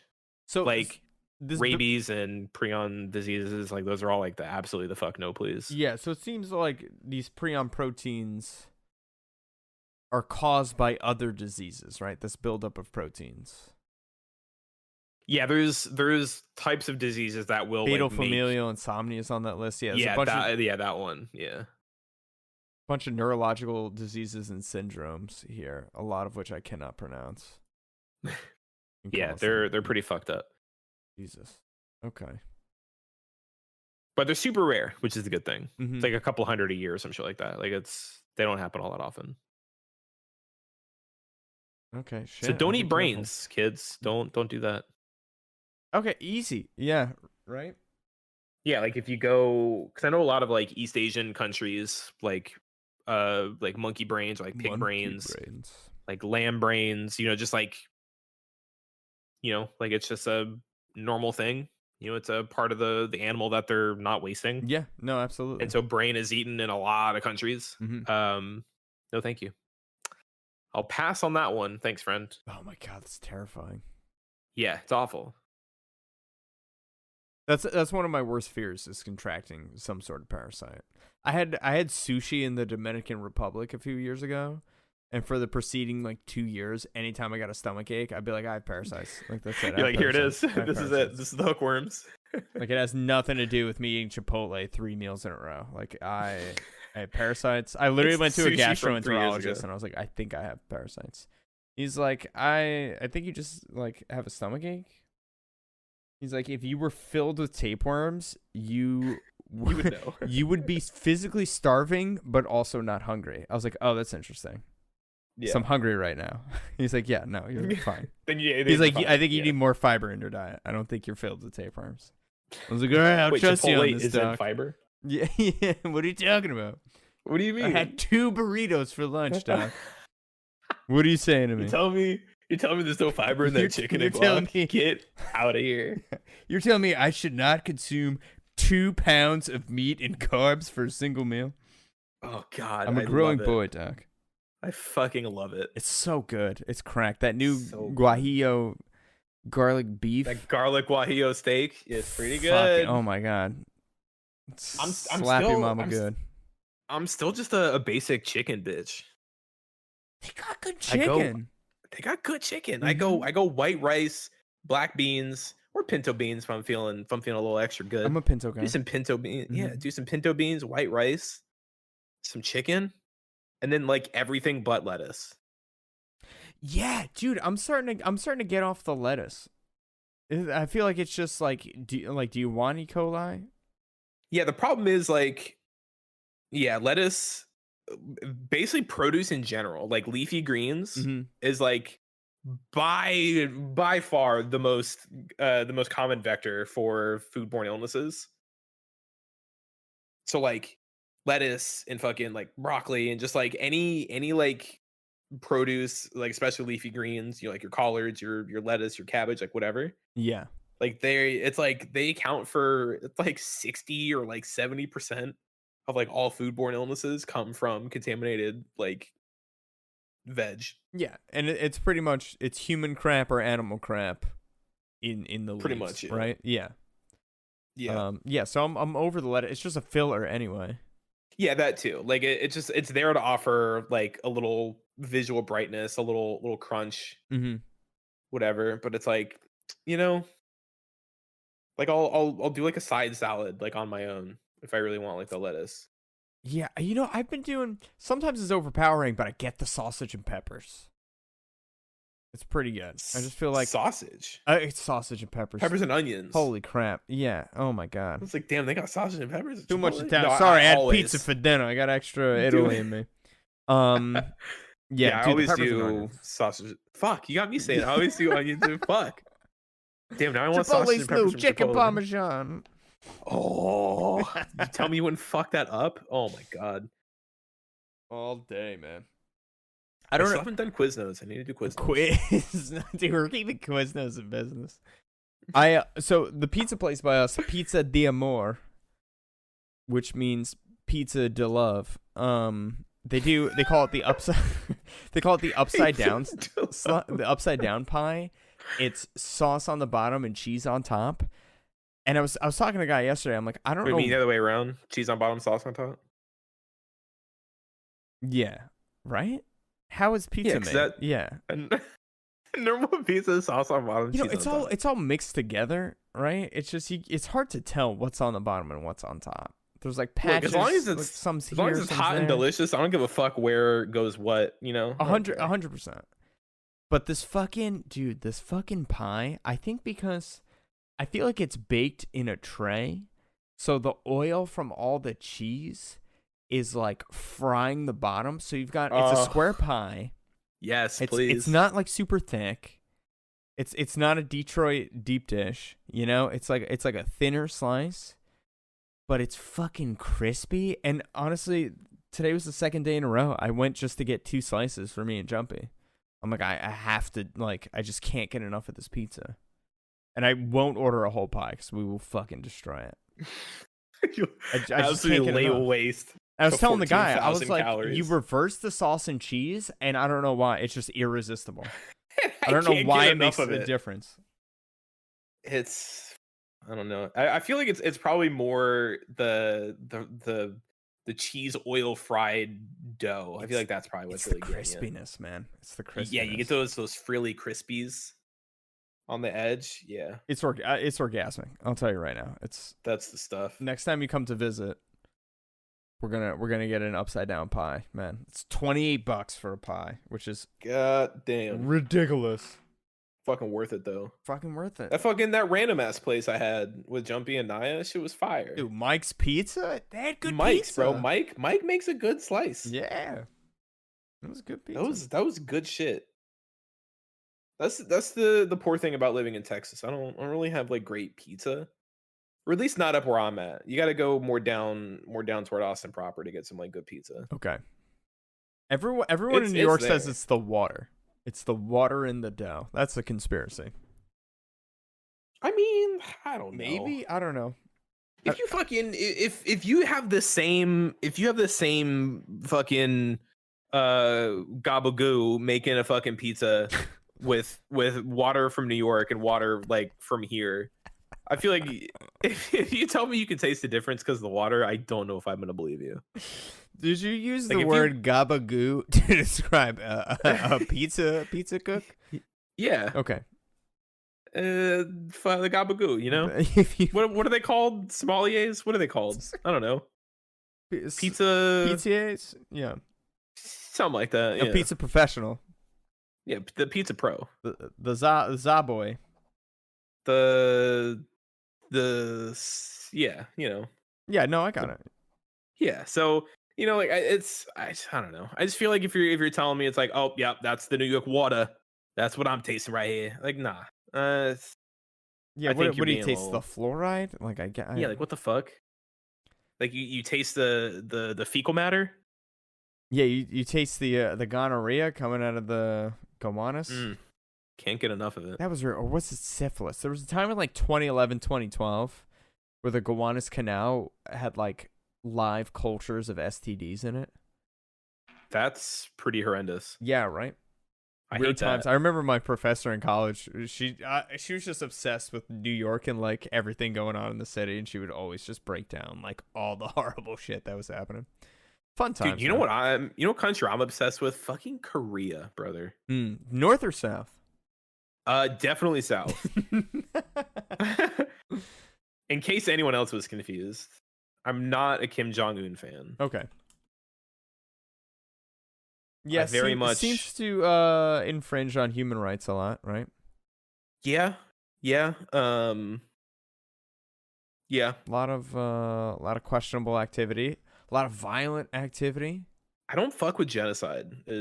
That's kind of where like my moral compass is like, Yeah, and that's as I hope most would agree, that's you an know. easy one to stray away from for sure. Yeah. Not hard to not align yourself with genocide. Mm. But yeah, there's a YouTube channel that I've been watching for a while now, called Korean Englishman. And the it's these two friends that run the channel. And one of them is, well, they're both English. One of them, when he was in college, he studied abroad in Korea. And when he was growing up, he had, he made like a few Korean friends and just like liked the food, liked them, liked the culture, like whatever. And he's like, Korea seems pretty fucking lit. So for college, he went abroad and studied in Korea, and he met his now wife in Korea. And so like he, effectively has like dual citizenship and spends a lot of his time, in Korea as well. But like he'll, make videos, like he did a lot of like celebrity interviews, and like he would just, sit down with like Korean fried chicken, or like, just like your common and not so common like Korean food, and would just kind of like show them the culture via like Korean food. Hmm. And like it all just looks absolutely fucking fire. Yeah. And I want to eat all of it. And then Maggie worked in Korea for like a year. Yeah. She spent a year there. She fucking loved it. And it's just like that dude like alone is like the number one reason why I want to go to Korea so bad. Cause it just looks incredible. And like everyone there seems so fucking nice. Their food's dope. Their country looks dope. Like just like it looks great. And as I want to go there and just eat everything I can and just fucking, Yeah, man. vibe. And their videos are hilarious. There was like this one like string of videos that they were doing where the main guy, his name's Josh, conveniently enough, and then his friend Ollie, he doesn't speak Korean as well. Like he can get by fairly okay, but like he's not fluent like Josh is. And one of the ways like he was like trying to like force him to learn Korean, kind of like by like exposure therapy. Like he would drop him off somewhere and be like, all right, you have to, and they would leave him, be like, all right, you have to get to like meet us at like this other city. We're gonna go like eat at this place. And they go, good luck. And so he's like using his phone to like, translate. He's like doing the best he can to like talk to people that don't speak English. And like his challenge is he's not allowed to speak English. And like he has to try, and like, he's got like camera people with him, and like they're Korean, but like they can't help him. It's like they're just kind of like along for the ride, like watching him trying to figure it out. And it's just the funniest shit ever. And it looks really fun. It's like the country looks just amazing. The food looks great. And what's like, the name of this YouTube? Korean Englishman. Korean Englishman. Okay. Yeah, and they do great shit, and it just really looks incredible. So I'm definitely, I fuck with Korea. I would like to fuck with Korea. I honestly don't know a ton about the culture. I do love the food. I was actually walking through there's a super concentration of Korean restaurants in Times Square, and I was actually walking past them on Monday, and there were so many like small little shops that were doing Korean corn dogs, and like the willpower it took for me not to get one. I honestly good. Talking about it now, I regret it. I just had too many. I just kept eating bagels. We got like all these bagels over the weekend because we had family in from Cali. They don't get good New York bagels. So I pretty much had a bagel every meal for like 7 days in a row, and I was like, I can't do a corn dog on top of a bagel. And that's just, the New York bagels are thick. It's a lot of carbs. Yeah, those corn dogs aren't thin either. No, they're big, meaty, doughy, delicious corn dogs. So I was like, especially if you get the mozz in them. Oh my god, the moots. The moots, oh maron! Dude. It's like it's the best mozzarella stick you've ever had in your fucking life. And then they do half moots and half like hot dog.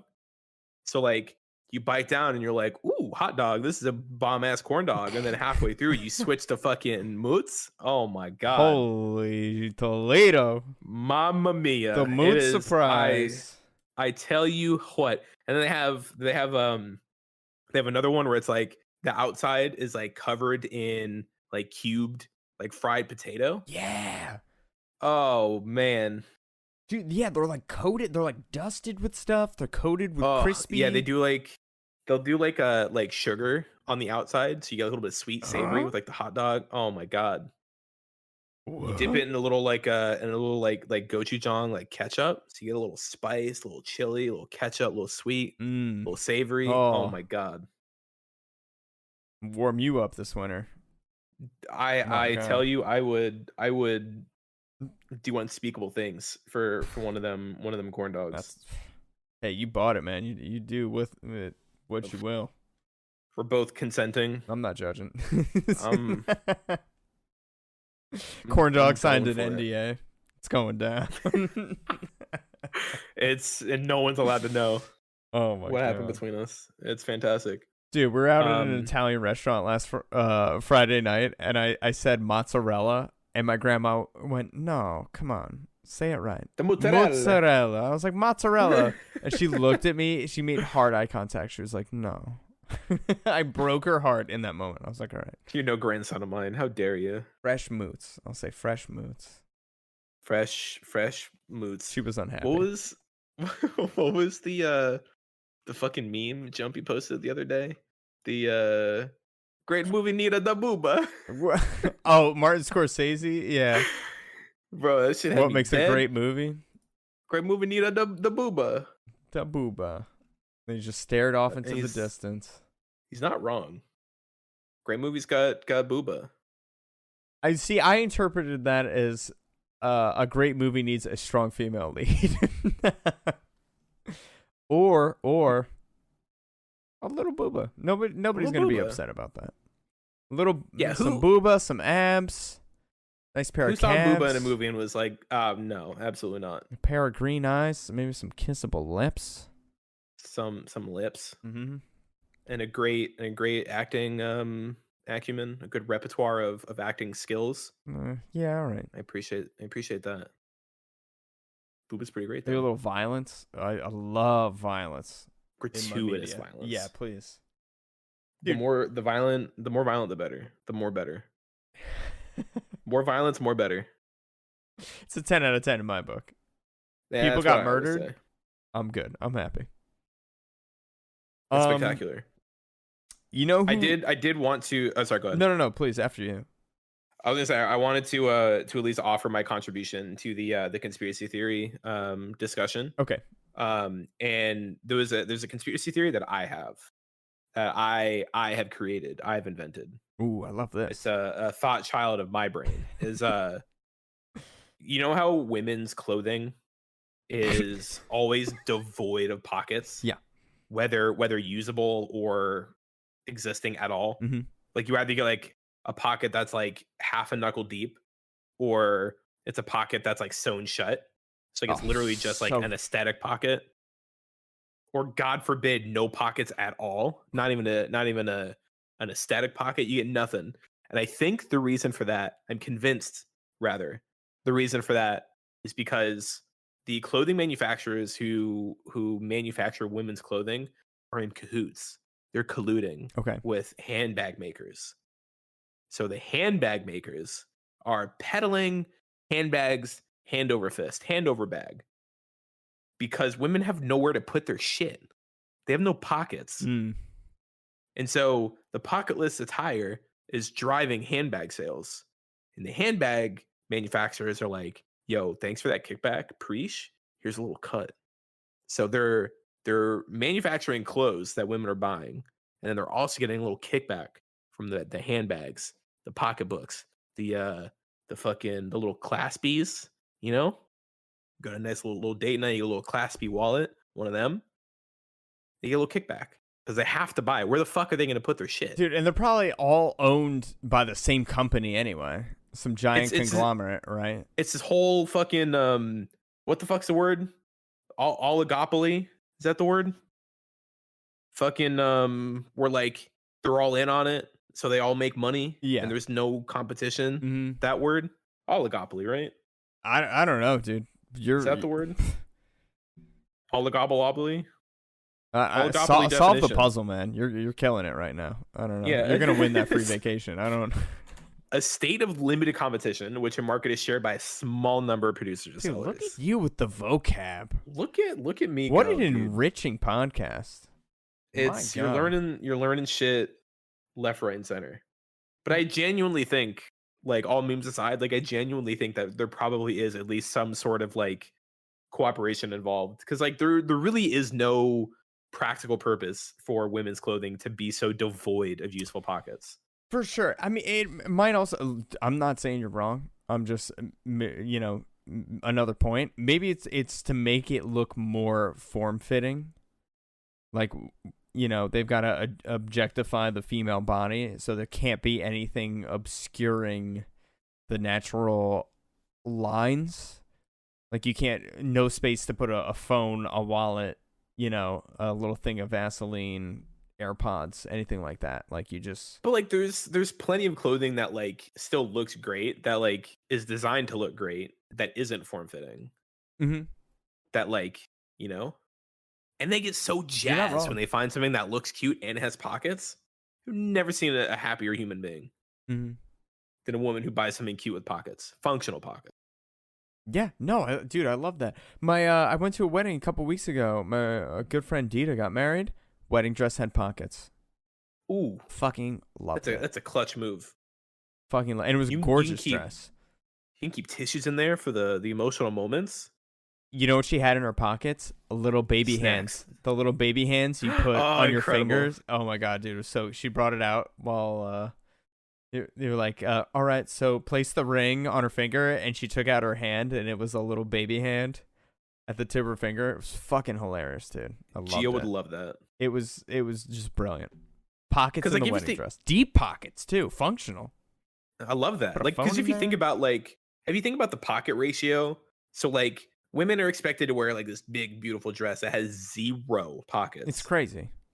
But men, they got the tucks, they got the breast pocket, they got the inside pocket on both lapels. I live for They the breast pocket.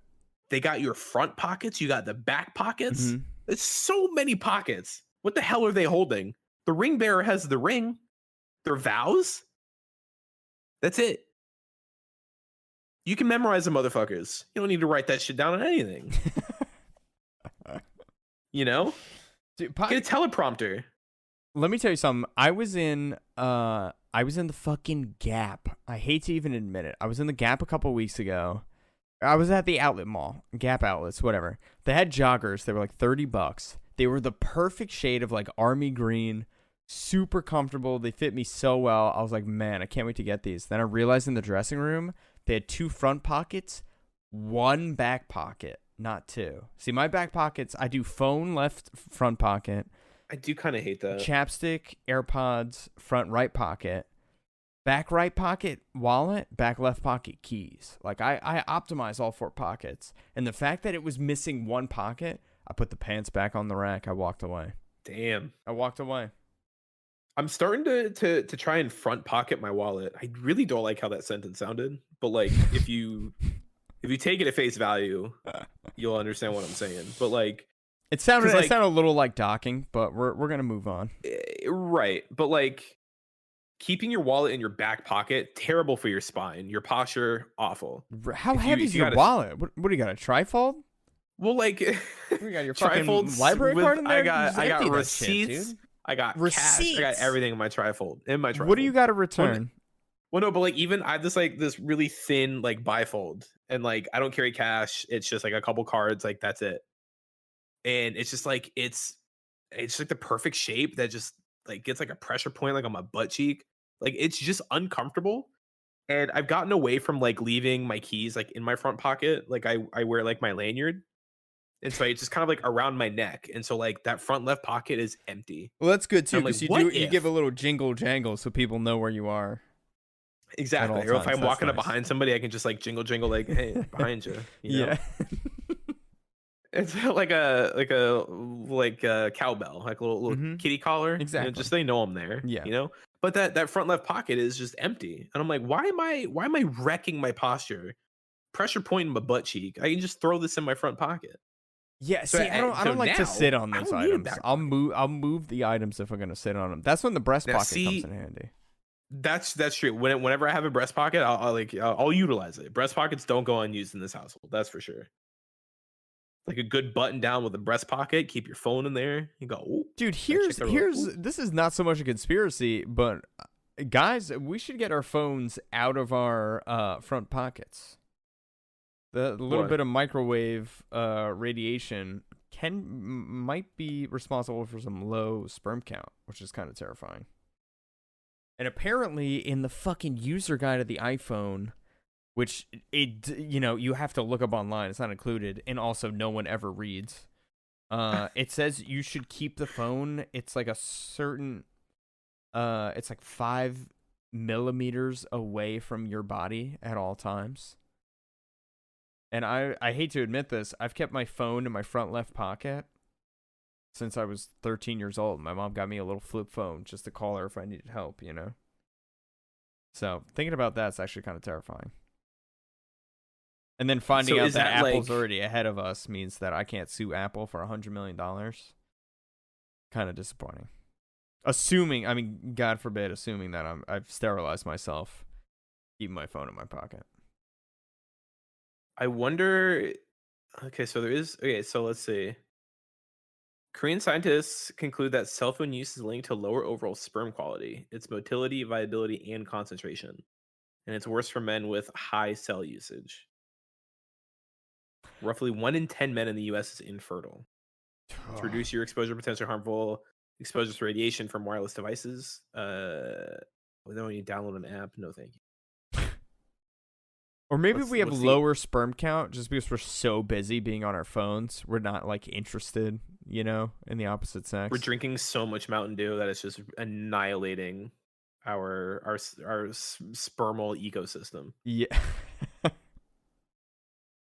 Our sperm are too chill to impregnate any eggs. They're just like, they're high on life. They're high on the dew. They're like, we don't want to work. Swimming upstream, it's a lot. You ever swim upstream? It's hard. I get it. It's a lot of work, man. Swimming against the current's a lot. So I don't know if that's a conspiracy so much as it is kind of. Yeah, that seems some, to be like, it's got a little traction. Yeah, some science that's not really in the forefront of media, but I feel like that's pretty serious. We should be talking about that because, how many men in the United States have a smartphone or a cellular phone? Probably 99%. I don't know. Yeah. Just blind estimate. But hey, between you and I don't want kids, so you can lay waste to my sperm. Okay, I'm cool with that. Hey, dude, keep 2 phones in your pocket, man. Oh, one for each testicle. Yeah, I'm baking these bad boys. My God, I'm shooting blanks. Too bad we didn't have you on the set of Rust, man. Things could have gone differently. I'm gonna be shooting depleted uranium rounds at some point. Okay, you know what I'm saying. Got those Fallout balls, dude. Depleted and radioactive. Oh my God. Speaking of balls and things that go inside of you, how about Magnus Carlsen being beaten by Hans Niemann in that chess match, huh? Was he beaten or did he quit? So I'll give a little context for the kids at home, and then we'll get into the conspiracies of this. So he was beaten on September 4th, day before my birthday. Magnus Carlsen is like he's a chess grandmaster, and I guess he's considered to be a savant, or I don't know what his deal is, but he's just insanely good at chess. And I believe he's considered Norwegian, arguably, right? Yeah. I think he's arguably considered the best to ever play the game. Yes. And Hans Niemann, who I think is only like 19 years old or something like that, beat Carlsen in a match in the Sinquefield Cup in St. Louis, September 4th. And apparently Neiman has been accused of cheating in the past. He's banned from chess.com. Yeah, Apparently for he got cheating or caught something like cheating. that. Yeah, he got caught cheating on chess.com and then he And got he banned for admitted it. to it. Yeah. So then they do a rematch, I believe on September 22nd. And Magnus Carlsen, the Grandmaster, I believe he made a move, or after the first move, he just resigned. Turned off his webcam. He was done. Yeah, so I think what I read was Magnus was practicing a specific opening that he had never used ever in his professional career. Mm-hmm. And when he quit after that first move, it's because Hans Niemann played that opening. And he was like, nope, bullshit, I quit. Yeah. So it's a compelling argument as to the argument would be it might not have been cheating per se versus like a little bit of a chess espionage. Because Chespionage. if chespionage, right, it's a common term used in the industry. Mm-hmm. If you're practicing an opening that you have never played in like a sanctioned competitive like game, and the first move your opponent uses is that move, I think that's a unsubstantiated, of course, but I think that's a very compelling reason to be like, I call horseshit on how Yeah. the fuck you knew I was gonna play that. So Magnus Carlsen put out a public statement after this. It was like a one-page statement talking about how he felt that Neiman was so lax and so casual during their, a high-pressure match like that between, a grandmaster, a lot on the line, and he just said something seemed very off about it. So I don't know if Carlsen's lost before. Yeah, I'm sure he has. Yeah, Yeah, right. Like I And don't I'm think sure he's he's been lost to some undefeated computers in the past. Mm-hmm. But yeah, he was pretty upset about it. In the statement, he was like, "Look, I can't." I mean, he accuses Neiman of cheating. He doesn't say too much. He's like, legally, I can only say so much, and blah blah blah. But cheating's very serious, and it needs to be taken care of, in this game. So the theory, and this is a conspiracy theory, and I think it just came out of like a stupid tweet, is that Hans Niemann used anal beads that were programmed to vibrate so that so the theory is that someone on the outside is watching this broadcasted match, and they're using Hans Carlsen's moves and playing against a computer, and they are communicating to Neiman what the computer's moves would be. Because if you're using like a super difficult computer, the computer's probably gonna win. Yeah. So, a Dutch software engineer named Ron Sim. It was like a joke, right? Yeah, it was 1,000% a joke. But a software engineer actually went through the process of like building a program that would cause, a mechanism to vibrate so that you could actually tap in Morse code to say like, okay, your knight's at, A6, so you would Morse code A6, and then let's say you need to move it to, fucking C8, then you would Morse code C8. So he's receiving these, so then you put this vibrating device inside anal beads, and then you put those beads inside, your body, Neiman's body in this case. And then someone on the outside is playing the game, based off of Magnus Carlsen's moves, and he's Morse coding the next move to Neiman's asshole. So that's what a sentence. Yeah. Morse coding the next move to Hans Niemann's asshole. And again, I mean, this has no evidence to support that he had any sort of anal beads. Allegedly. It's crazy. Because the funny thing is like the person made the joke like, oh haha, what if he's using a butt plug, and then like actual like online publications like picked that up and like ran with it and like actually published stories about it. And then like the internet was just like, yep. It's like everyone just kind of took that and ran with it, and that's where the popularity of it came from. And But apparently like the thing is like it's not impossible. Like he was like, yeah, it can be very easily done. Like there's no reason why that could not be a possibility. it would be difficult though to be able. I mean, how much practice would you have to undergo to be able to accurately decipher Less butthole Morse code? less than being like a super uber chess grandmaster. I guess, yeah. I guess you're right. Like they already have a propensity to memorize board states and possible outcomes to the nth degree. A little Morse code in your butthole. It's just another Monday. I'm just picturing the Rocky style montage of like Hans Niemann in the barn in the snow. He's got his team with him. They're Morse coding. He's moving the pieces. They're like looking at each other. He's like sweating. He's jogging, Gripping the table. More butthole stuff. Lots of beads. Just lots of tissues. Yeah. I mean, if I don't know, maybe the beads were really small. It's not even that intrusive.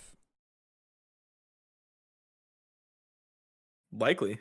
And now Morse Very code possible. too. I mean, that's kind of cool. Yeah, so now you can send like military cables.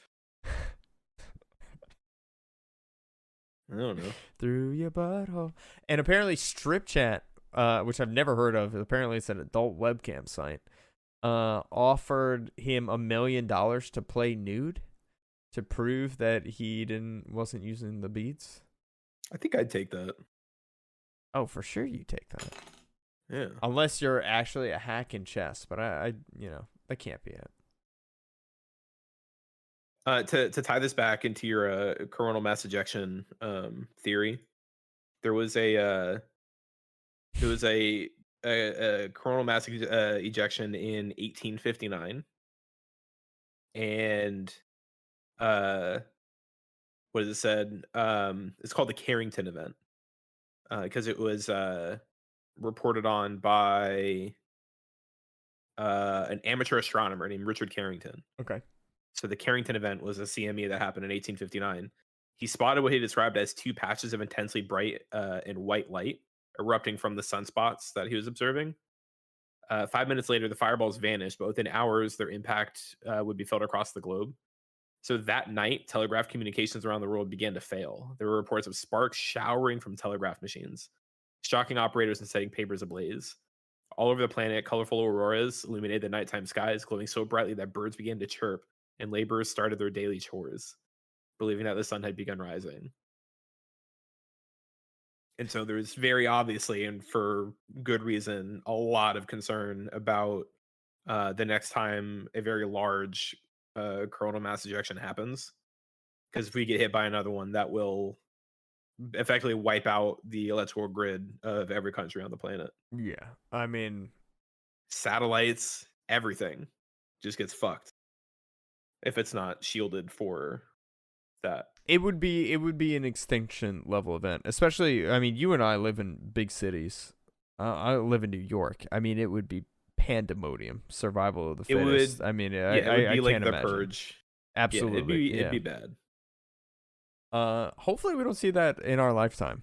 There's this weird that'd be nice. There's this weird like morbid fascination with like extinction events, right? Like zombie apocalypse, nuclear war, like end times, aliens, solar flares. Like, right? It's like it's why we love disaster movies so much. Yeah. It's like it's this perverse fascination. But in all honesty, I really fucking hope we don't see it in our lifetime. No, God, no. It would be it would just be next level. No GPS, nothing works, no satellites, no satellite communication, no internet, no cell phones, no power. Like nothing. Everything would just grind to nothing would work. Electronics would be fried. The planet gets EMP'd essentially. Yeah. So anything that is plugged in is dead. Anything that's not shielded is dead. You know, so like it would just literally be we got cast into the Stone Age, Mm-hmm. and then it would just be yeah, it would be bad, Survival of dude. the It'd be fittest. really Yeah. bad. Yeah, so apparently, the Carrington event was twice as big as any other solar storm in the last 500 years. All right. Well, hopefully the sun's feeling good. The sun's feeling chill. Hopefully, the And sun we'll be doesn't good. have Morse code anal beads in it. Yeah. It doesn't. That are gonna malfunction. It doesn't eject. Oh, I mean, all that's of us. another risk too. You got this man-made device inside the anal bead inside of you. Oh, imagine if you had those in you when the coronal mass ejection strikes. Bzzz. It would vibrate you from the inside out. Rook D10. Checkmate! These explode. His head explodes like fucking scanners. Cronenberg style. Be like fucking what was it? Total Recall. No, and you're just done, dude. I knew he was cheating. Oh yeah, by the way, I mean I feel like I should say this. So that like Hans Niemann's team doesn't sue us. There's absolutely no evidence of the anal beads theory. That was like a The meme suggestion of that it was was quite literally made in jest. It was And the internet 100% was a like, joke, yeah. right? And like, So basically, Hans Niemann don't sue us. We're there's no evidence that he even cheated. There's like purely the accusation from Magnus Carlsen. well, there is evidence of him cheating prior, but he's cheated elsewhere, but not in that match. And correct. he's admitted to cheating elsewhere. So that's, I think, Correct. you know, where it comes from. His which is coach fair. has also admitted to cheating a lot. So well, it's just like, you know, if your coach cheats a lot, you got caught cheating. You know, it's one of those things where it's like you used to watch UFC, right? Did you For sure. watch fights Yeah. much? Yeah, so it's like when it happens to anybody really, but like when John Jones got popped the first time, like as soon as you get popped for ped usage, like steroid usage, like your entire legacy is black marked. yeah. Because it's like you got caught this time. Like we now know that you cheat. And like if you say I cheated just this one time, like you literally cannot be trusted. So like if you got caught cheating on chess.com or chess.tv, wherever they play chess nowadays, like I don't believe you. If you say you didn't cheat, I do not believe you. Yeah. You're already confirmed a liar, you know? So it's really hard to scrape back any sort of credibility and that goes trust. with a lot of crimes of that nature. The thing that's fucked up with performance enhancing drugs in the UFC is that when you use those and you beat your opponent's got like could have suffered a concussion, could have suffered like you could hurt serious somebody. like, you know, physical harm. Yeah.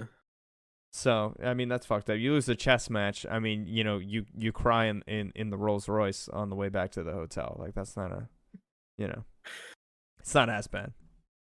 Damn, there's not much money in the chess game. Shit. I don't know how much does Magnus Carlsen work? I don't know.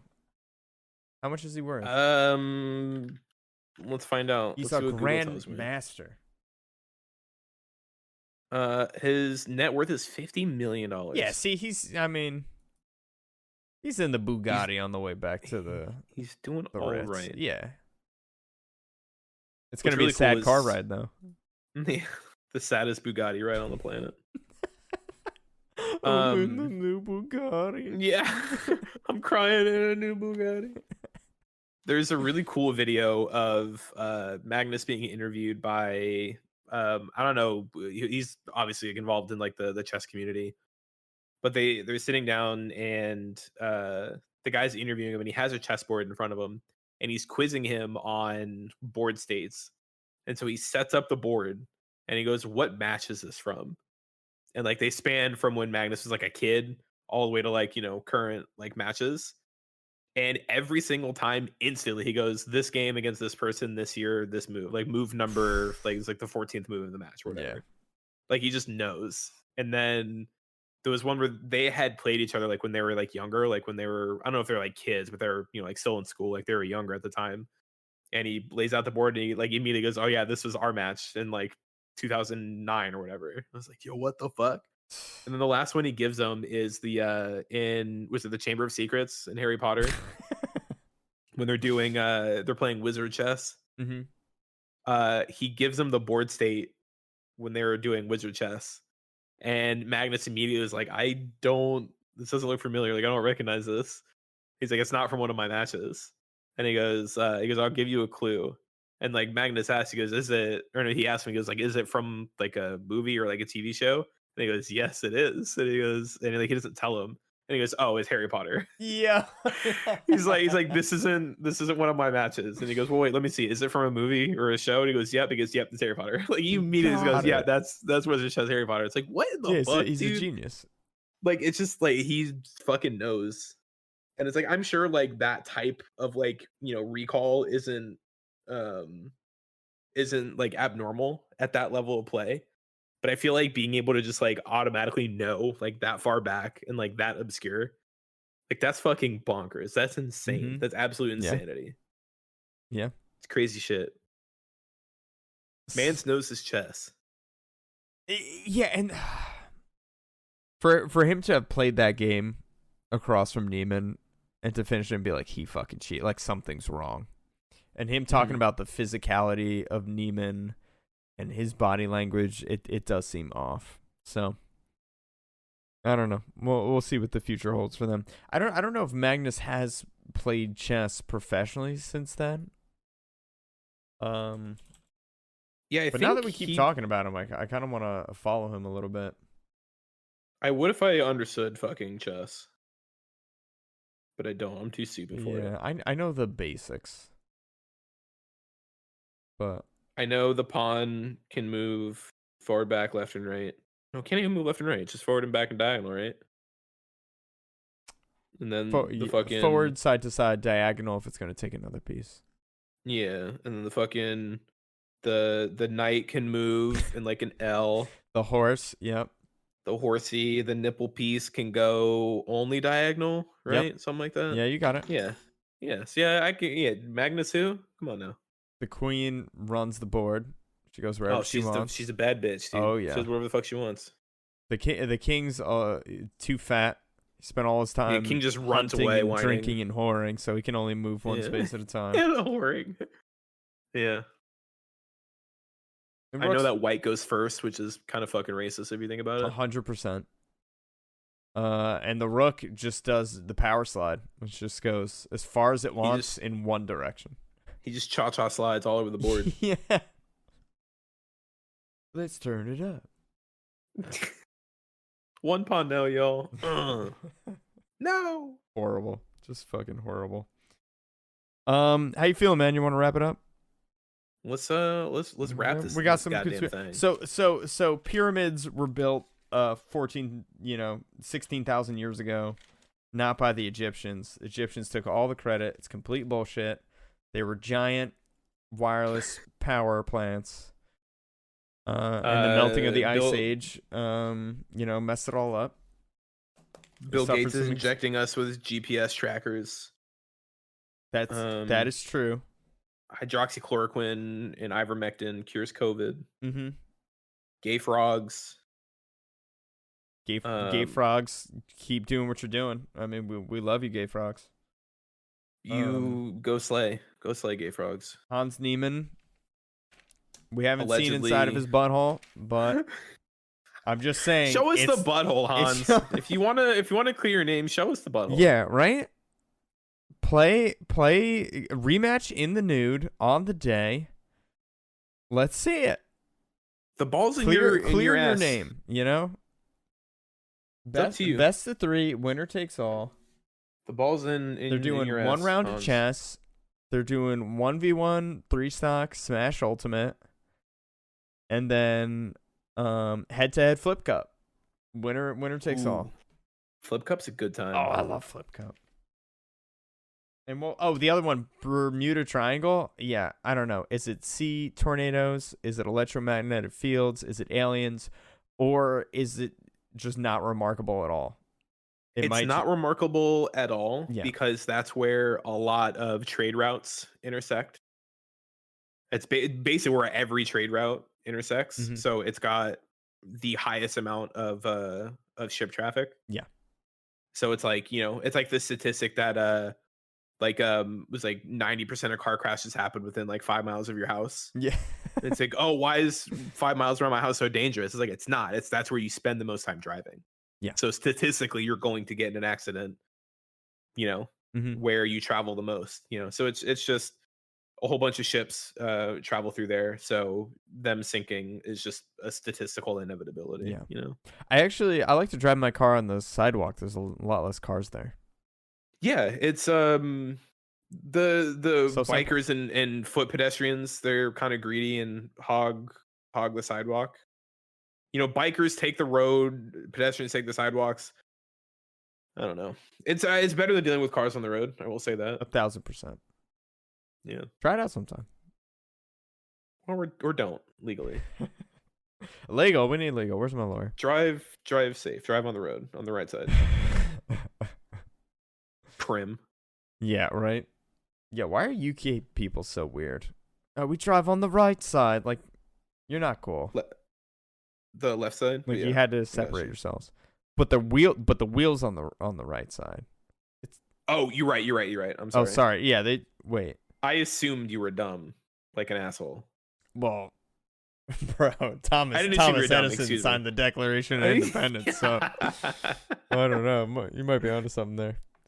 Fucking Nicolas Cage. He knew it the whole time. He knew. My God. Friends, thanks for listening. Hope you enjoyed Conspiracy Week. Hans Niemann allegedly cheated with his butt. That's the main takeaway of this. We're gonna follow that, and we'll keep you posted. We'll provide updates. Yeah, for sure. I'm very interested to see how this story develops. Buttgate 2022. Buttgate, dude. Developing story. Oh my God, we didn't even talk about Pizzagate. All right, maybe next week we'll kick off the podcast just recapping Pizzagate for everyone. Pizzagate's a good one. Mm-hmm.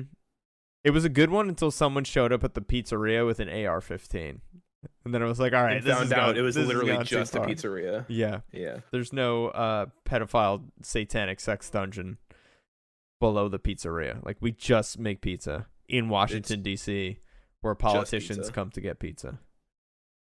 That's the whole we don't need to unpack that anymore. That's the whole conspiracy. And then someone showed up with an AR-15. They were like, "Where are the kids?" And they were like, "We've got meatballs." Eating pizza? Like, and then the cops showed up and they're like, "All right, calm down." And then the guy stated afterwards, I mean, he got arrested. No one was harmed, but he was like, "Yeah, I wish I had handled that differently." I'm like, "Yep." Looking back on that, I feel like I probably could have approached this in a more constructive way. Yeah, he thought he was going in there like the hero, gonna free all these kids, and they're like, "Nope." Oh, I'm the asshole. Yeah, there was zero evidence of that. Shocker how that works. So good job, Alex Jones. You did it again. Yep. Convinced him. Flat Earth was a given. We didn't have to bring up Flat Earth. That's just a given. Oh, I mean, guys, come on. The Earth's not fucking flat. Knock it off. Right? Like, just look up. Nothing is flat. Nothing. Why would we be flat? I thought we were trying to convince the audience that the Earth was flat, because it is. Was I did you misunderstand? Have you ever seen a map? Yeah, that's what I was trying to say. Hello? Yeah, like Give you Google a map right now, it's flat. It's that simple, people. Fucking round Earth idiots. I didn't even want to touch that conspiracy. I was like, I can't get into this. I feel like it's one of those ones where it's like it's so blatantly wrong, and like the people that believe in it are just going out of their way to be a contrarian just for the sake of doing so. Like, it's just so blatantly wrong. Like, it's just those people just need better hobbies. Truly, I don't know. Take up woodworking. I don't know. There's a documentary on Netflix where they give flat earthers the equipment they need to conduct their own experiments to prove that the Earth is flat. And every single time they prove that the Earth is round, and they're like, "Oh, it must be something wrong with the instruments." Oh, yep. It's like, God damn my God, my controller's broken. That's why I keep missing all my shots. Yeah, it's the goddamn game. The fucking lag, dude. You ever watch the Bigfoot shows? They're like, oh, the Sasquatch communicates through knocking, and they're in the middle of the woods, in the middle of night, and they hear like a knock or a noise in the distance. Like, oh, that's them. That's Bigfoot. He's knocking. Like, oh yeah. It's like the whole thing with like UFOs, where it's like I cannot explain that, so it must be aliens. It's like, well, you just said you can't explain it. If you don't know what it is, you can't just then de facto go You can't aliens. label it. Yeah. You just said I don't know what this is, so therefore it must be exactly this thing. It's like, no. There's actually I listened to a case. This guy, I think it was Paul Benowitz, had an Air Force contract. He was working intelligence for them or supplying something for them, and he was picking up like decoded radio signals, and he actually wrote a program to decode them, and he was seeing all these crazy lights in the sky, and he lived in like Albuquerque, New Mexico, near a major Air Force base. I think it was the Halsett base.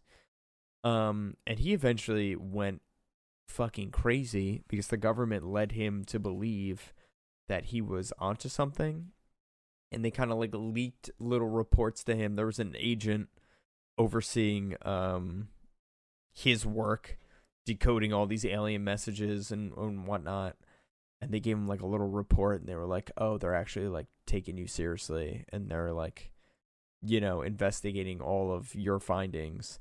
And he went insane and was committed to a psychiatric hospital, but it was just, misinformation. They didn't want him digging deeply into their top secret, the drills and the technology that they were doing, because this was like late 70s, early 80s, like Cold War era. So they just fed him misinformation, let him believe it was extraterrestrials, and he went fucking insane. He actually at one point was covering his windows and doors with sandbags, and he was convinced that aliens were on the planet, and that they were putting control devices in people, and they'd gathered like 300,000 Americans and were controlling them. Yeah, he went off the rails with that. Poor guy. Yeah. Around that time, I definitely believe it, because that's what happened to Ernest Hemingway. Really? Yeah, he was being I don't want to say monitored, like stalked by the FBI or the CIA, one of the intelligence agencies, probably the CIA, I think. And he started to seemingly go crazy and like paranoid, and kept saying like they're like watching me, they're listening to me, like whatever. And he would go, so people thought he was going crazy, and so he had electroshock therapy done like a lot, and it just kind of like exacerbated the issue. And then come to find out, like years and years later, the government declassified papers, and they were like monitoring the whole time because of his ties with Cuba. And so like they were just keeping an eye on him, because they didn't want him to turn out to be like a spy for Cuba, especially during like the Cuban Missile Crisis, like really big deal. Yeah. And so yeah, like they were actually the whole time, like he was right, like they were like tapping his phones and the whole nine. It's like, well, damn, that's kind of fucked up. Yeah, you can't underestimate the U.S. government and what they're capable of. Yeah, I mean, there's another like maybe we'll do conspiracies part 2 another time. We'll break down some more American conspiracies. JFK assassination. There's been books written about that. Holy fuck. Yeah, there's supposed to be some like more declassified papers about like all of that. Everything. It's funny because I was reading up on that. There's a ton of conspiracies, but a lot of it has been debunked. It was Lee Harvey Oswald in the book depository early that morning. Yeah, that's it. I think more of like the nuance and the debate on validity is like surrounding like the motive. Like obviously I don't think Lee Harvey Oswald was just like a guy that was like, yo, fuck JFK. But JFK was very progressive for the time. And like what he was wanting to like dissolve the CIA or something, or abolish the CIA or whatever. So like there was a lot of political reason why they didn't want him in office anymore. Yeah. So like that's one of those conspiracy theories where like I use conspiracy theory in air quotes just because I do think it's considerably more likely that it was, you know, an assassination coordinated by the government for political reasons, just because of, you know, he was very progressive and a man whore, allegedly. Just, you know, there's a lot going on as to why they didn't want him in office anymore. So I would be more surprised to find out that it was not politically motivated. Yeah, there's also I mean, theories that Cuba was involved in this assassination because there had been failed attempts on Fidel Castro's life. And coming off of the Cuban Missile Crisis, then maybe it was retaliation. I mean, I don't know how much validity there is to that, but yeah. Once again, conspiracy theories. There's also the Umbrella Man theory. Have you ever heard that? Which one? Umbrella Man. There were two men wearing black, and I think one of the guys was wearing like a black jacket. It was like a hot day in Texas too, and the guy opens his black umbrella as JFK gets shot. And this was actually, so JFK was shot in 1963, and I believe it was the FBI or CIA actually started investigating this guy in 1971, and there was no corroboration to any of the theories or conspiracies regarding his involvement. He was just a pedestrian. He had an umbrella to either block out the sun or rain, and he was just a guy. He had nothing to do with the assassination. Wrong place, wrong time. Yeah, he wasn't like signaling Lee Harvey Oswald like now's a good time. Umbrella Man. Whole Wikipedia page based on that guy. Hashtag Umbrella Man. Mm-hmm. Now! he's putting the umbrella up and down, up and down. Now! Do it now! Pick up the top down! That's fucked up. Hey, rip JFK. R.I.P. My great-grandmother, until the day she died, had a portrait of JFK in her home because he was a Catholic president. She adored him. So that was in her house. That's a little weird. 45 years. Yeah. No, I mean, he was a handsome guy too. Why not keep his picture around? It was a big portrait though, dude. It was like 36 by 24. I just remember it being fucking huge. An absolute fucking My monolith. guy. Yeah. To the legacy of JFK. Mm-hmm. Rest in peace. All right, friends. Thank you for listening, Rob. I love you. I love you. All right. I appreciate that. Happy fucking holidays, everybody. Happy Hanukkah. Ooh, Merry yeah. Christmas. What is Happy it? Kwanzaa. We're fucking banging on the door. It's 12/22/22, baby. Oh yeah, look at that. That's a lot of twos. And it's 12 a.m. right now. Damn. Oh my god. There's a fucking 12s. conspiracy. 12/12/22. No. That's 5 twos. 5 times 2 is 10. Joe Biden is 70. That's 10 times 7. Lucky number 7. Slevin Kalevra, the assassin. Joe Biden is going to send an assassin to take care of Fauci because he knows too much. Fauci doubled his net worth during the plandemic. Hello, Bill Gates. Game Pass. He secretly bought Game Pass. It's such a good Windows deal. 11? Ooh, Windows 11? Dude, that's Windows one 11. before 12? It's one before 12, and if you multiply 11, or if you add 11 back onto itself, you get 22. Today's the 22nd, 2022. Oh, fuck, dude. I think all I'm saying is just look into it. I'm not telling you what you should or shouldn't believe or that you do have. I'm just saying, just look into it. Just do your own research is all I'm saying. Do your fucking dude. If you don't know what 11/12 is, you're not reading the literature. You're a fucking buffoon. You're an absolute fucking buffoon. You're I don't want to Neanderthal. Go back in your cave so you can survive the next extinction event.